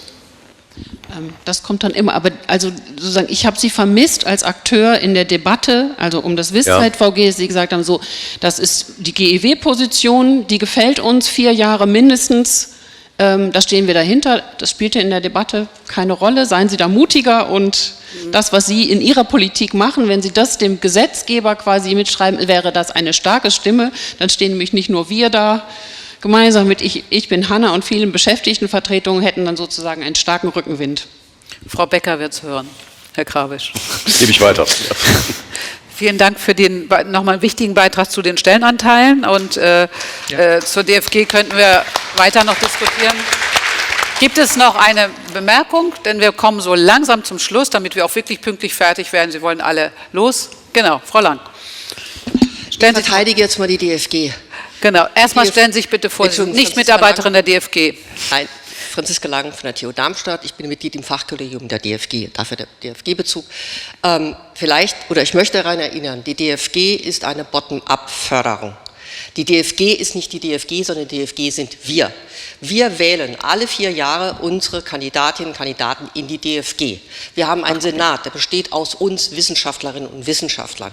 Und wir hatten diese Diskussion, um wie viel Prozent, oder geht es um die promovierenden Prozente, wie viel Prozent sollen die haben? Ich komme aus den Altertumswissenschaften und da war die Diskussion 65%, 75%, 100%. Ich komme von der Technischen Uni. Warum hat die Technische Uni die Ingenieurswissenschaften 100%? Weil die sagen, damit überhaupt niemand bei uns promovieren kommt. Wenn wir den 75% anbietet, dann kommt keiner. Industrie zahlt besser. Die anderen Fächer sagen, das sind Naturwissenschaften, bei uns sind es 75%. Und das haben die Fachcommunities beschlossen. Bei uns gab es die Anfragen ins Fachkollegium, wofür seid ihr? 65%, 100% und so weiter. Und dann geht das an Empfehlungen an die nächsthöheren Stellen in der DFG. Also Sie wählen uns in die Fachkollegien. Ja. So. Ich glaube, das ist die falsche Diskussion jetzt, sondern ich möchte das einfach gerne nochmal richtig stellen. Vielleicht nehmen wir uns diese Möglichkeit, die wir haben, mit der DFG oder in der DFG zu wirken, zu wenig in Anspruch. Ich kenne jetzt nicht wirklich die Wahlzahlen, wie viel sich da beteiligen. Aber es ist wirklich nicht die DFG, die das macht. Ein zweiter Punkt ist, wo wir Einfluss nehmen können, wenn wir Anträge stellen. Und wir bekommen Anträge auf den Tisch mit 50% Stellen. Und mein Lieblingsspaß mittlerweile ist geworden, das Arbeitsprogramm mal zu gegenchecken mit den beantragten Mitteln. Und da sieht man, aha, die beantragen 50% Stelle. Und das Arbeitsprogramm ist aber 100% Arbeit. Man denkt, und das, was Sie meinen, es geht ja nicht darum, dass ich nicht mit einer 65% Stelle auch jemand beschäftigen kann, sondern das Problem ist, die bekommen Geld für 65%, müssen aber 100% arbeiten. Und ich glaube, das ist nun mal was anderes, was man da differenzieren sollte. Das war jetzt Danke. Danke für die Klärung nochmal der Fachkollegiaten. Frau Bahr, Sie nochmal dazu direkt? Ja, finde ich wichtig, darauf hinzuweisen, auf die Fachkollegien. Ich würde sagen, es ist beides wahr. Also die DFG ermöglicht den Fachkollegien, diese Werte zu bestimmen. Das finde ich auch schon, kann man hinterfragen, aber trotzdem in der Tat ist es was auch auf Seiten der Fachkollegien verändert werden kann. Und man muss ja auch sagen, und das sage ich aus einer Geisteswissenschaft kommend, ich habe das mal als selbstgewählten Ausverkauf der Geisteswissenschaften bezeichnet, weil das, was da passiert, ist ja letztlich, dass man sagt, naja, Leute, die bei uns arbeiten, die kriegen 65% Stellen, aber sollen 100% arbeiten. Damit wertet man ja auch die eigenen Disziplinen ab. Also ich glaube, das ist auch ein wichtiger Faktor, das noch auf dem Schirm zu haben. Und außerdem möchte ich auch gerne, also ich kenne diese Argumente von wegen, es sind doch jetzt immerhin keine Stipendien mehr und immerhin sind es nicht mehr 50% Stellen. Ne? Und ich kenne im Übrigen auch das Argument, es sind dann weniger Promotionsstellen natürlich. Also das kennt man alles, wenn man das 4 Jahre macht, dann kommt das immer wieder. Ich möchte dann zu 2 Dinge sagen. Das eine ist, sollte eine Selbstverständlichkeit sein, wenn man 100% arbeitet, dass man 100% bezahlt wird. Dass es überhaupt die Möglichkeit gibt, das anders zu machen, finde ich irgendwie bestürzend. Und wie gesagt, es ist auch sozusagen, es wertet uns selbst als Wissenschaft ab. Und ich meine, die DFG-Begründung ist ja auch die Wettbewerbssituation. Das haben Sie ja auch gerade gesagt. Ne? Es gibt Disziplinen, wo die sogenannte Industriekonkurrenz so groß ist, dass halt einfach die Leute draußen so gut bezahlt werden, dass sie nicht an die Uni kommen. Aber Wettbewerbssituation ist ja keine One-Way-Street. Das ist ja nicht da draußen ist der Wettbewerb und wir machen so unser eigenes Ding, sondern wir tragen dazu bei, wie unsere Disziplin und übrigens PS, wie auch Wissenschaft als Ganzes in der Gesellschaft bewertet und akzeptiert wird und das wäre gut, da entsprechend auch so vorzugehen. Und noch eine letzte Bemerkung zu den weniger Promotionsstellen. Ich kenne das Argument, auch wenn es um Mindestvertragslaufzeiten geht. Dann sagt man, ja, ich habe aber noch Geld für ein halbes Jahr und wenn es jetzt Mindestvertragslaufzeiten gibt, dann kann ich das ja gar nicht mehr vergeben. Oder ich habe nur noch Geld für eine halbe Stelle und wenn ich jetzt irgendwie 100% vergeben muss, dann kann ich das ja gar nicht mehr vergeben. Das stimmt, aber man kann daraus auch ein schönes Dammbruchargument bauen. Lassen Sie uns doch den Leuten nur noch 25% Stellen geben und zwar so möglichst viele Leute versorgen. Das ist ja keine gute Idee. Also das heißt, es muss ja Mindeststandards für gute Arbeit geben. Wir können ja nicht sagen, wir holen jetzt möglichst viele Leute in das System und das ist das deutsche Prinzip. Wir sagen denen allen, ihr müsst alle ganz hart arbeiten, ihr müsst alle diesen Weg durchschreiten und dann sagen wir denen auch gerne noch punktuell, wenn du es nicht schaffst, dann weiß ich nicht, wer sonst. Also wenn ich für jedes Mal, wo ich diesen Satz gehört habe, 1 Jahr mehr Befristung bekäme, dann könnte ich bis zur Rente befristet sein. Dafür kann ich mir am Ende aber nichts kaufen. Also insofern würde ich eben wirklich auch wieder zu der Frage, welche Ziele haben wir, fragen, was sind eigentlich Mindeststandards für gute Arbeit und da nicht hinter zurückgehen. Und wenn die Konsequenz ist, dass es dann eben weniger Stellen gibt, dann ist das eine Konsequenz, wo man aber sagen muss, insgesamt wird das System gerechter und die Leute sind nicht mehr gezwungen, diese eigentlich unzureichenden Arbeitsverhältnisse überhaupt anzutreten. Also nochmal Mindeststandards für gute Arbeit und interessant ist auch, dass dieser Begriff eben gar nicht in der Wissenschaft oft verwendet wird. Das hatten wir auch so, als wenn es kein Arbeitsplatz ist, sondern irgendwie eine Berufung, eine Bestimmung oder was auch immer.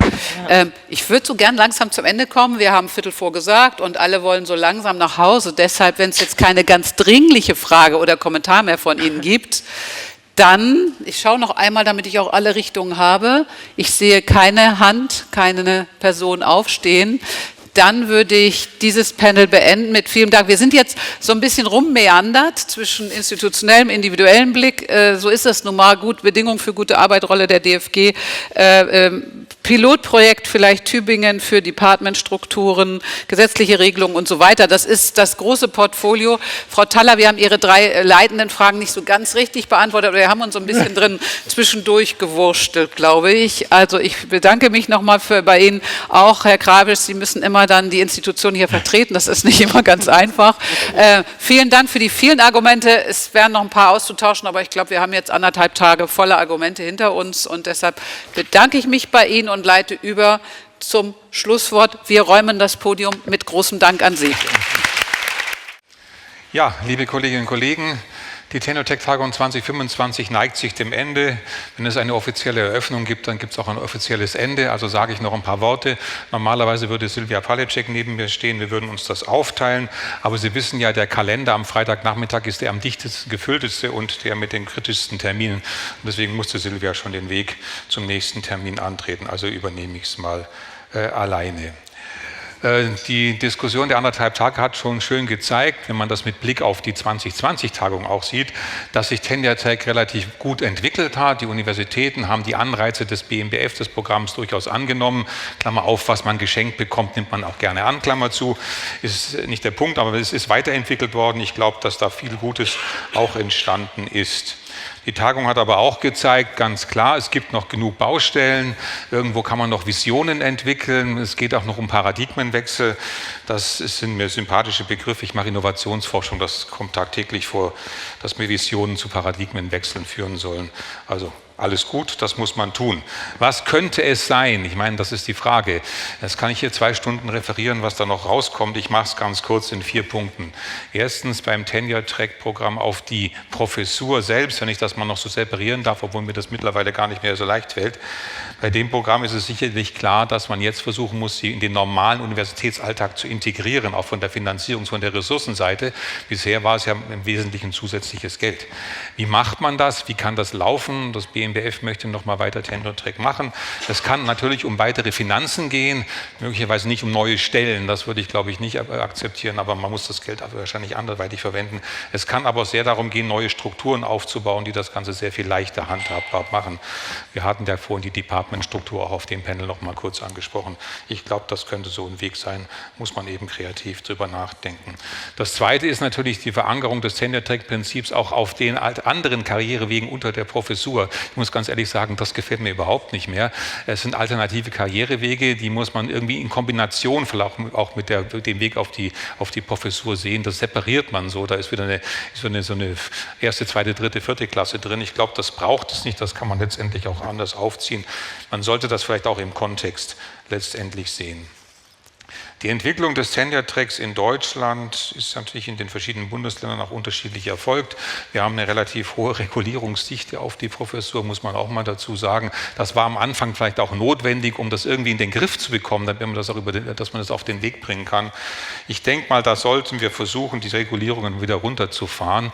Wichtig ist, das Tenure-Track-Prinzip zu erhalten. Das ist, glaube ich, wichtig. Aber die Spielregeln könnten durchaus einfacher sein. Das kann auch durchlässiger sein. Das hat das Panel Vormittag ja gezeigt mit der internationalen Kompatibilität. Wenn die Regeln da einfacher sind, dann kriegt man das auch leichter hin, dass die Durchgängigkeit sehr viel einfacher ist. Also darum sollte man darüber nachdenken, das zu machen.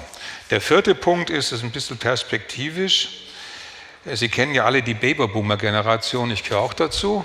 In den nächsten Jahren scheiden die alle aus.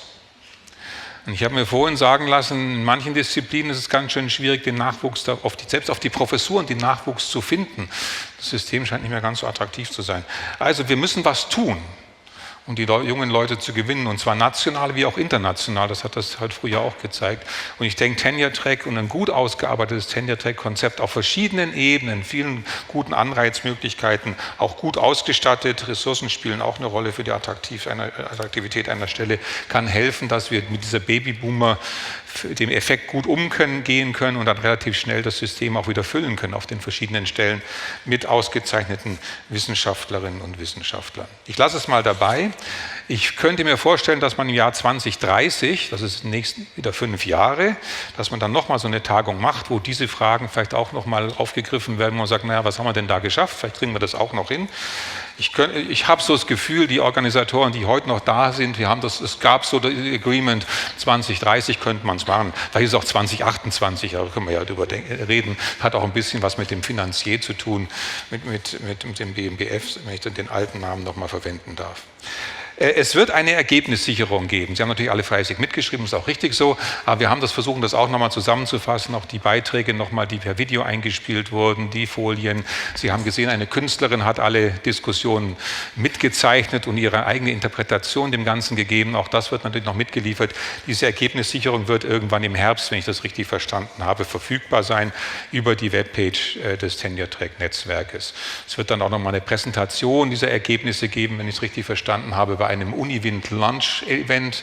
Michael, wenn ich das richtig sehe. Also Sie werden damit nochmal konfrontiert. Es wird, glaube ich, keinen dicken Buchband geben, den hat man das letzte Mal, aber Buchbände sind vielleicht auch nicht mehr das Attraktivste, was wir auf der Welt haben. Ich mache auch noch welche. Ja, das ist immer der gleiche Fehler.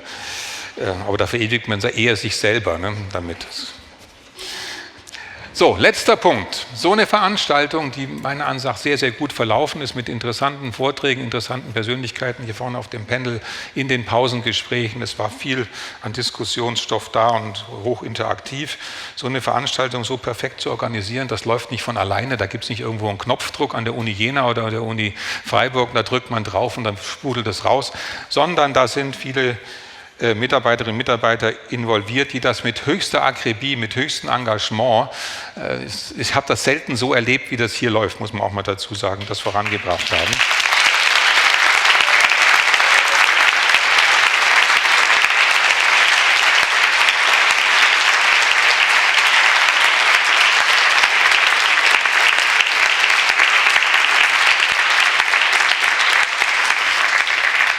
Aber wenn das der Vorschuss auf den Applaus war, war das schon super. Das sind nämlich Sabet Beck und Silvana Berg von der Uni Freiburg, dann Anne Dünger von der Uni Jena, Melanie Fritscher-Fehr von der Uni Freiburg, kommst nicht drum rum, Franziska Höring von Uniwind oder Uni Jena, dann Judith Malsam, Jana Neumann, ich weiß nicht, ob die alle da sind. Wenn ihr da seid, könnt ihr auch davor kommen. Ich glaube...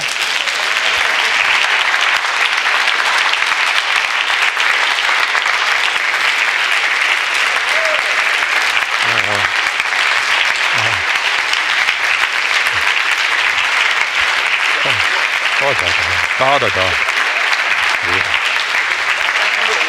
Geht da.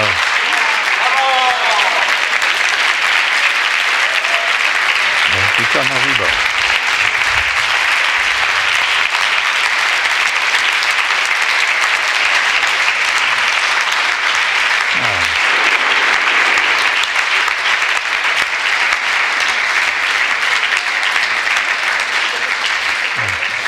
Ich habe dann mal Reike, Sie haben mich übertönt, ne? Von Reike Timm und André Stiegler sind noch dabei und Jana Neumann habe ich erwähnt, aber die hat lieber von draußen fotografiert, so ist es halt, Dienst geht vor Ehre, das ist vielleicht auch so zu sehen. Ja, ganz herzlichen Dank euch und dann würde ich das als Anlass nehmen, die Tagung zu beenden. Kommen Sie gut nach Hause, wo Sie heute noch hin müssen oder zu einer anderen Tagung oder wie auch immer in den Urlaub. Und dann sehen wir uns auf irgendeine Art und Weise demnächst wieder. Ich will das gar nicht genau betiteln, weil ich weiß es auch nicht. Alles Gute, vielen Dank.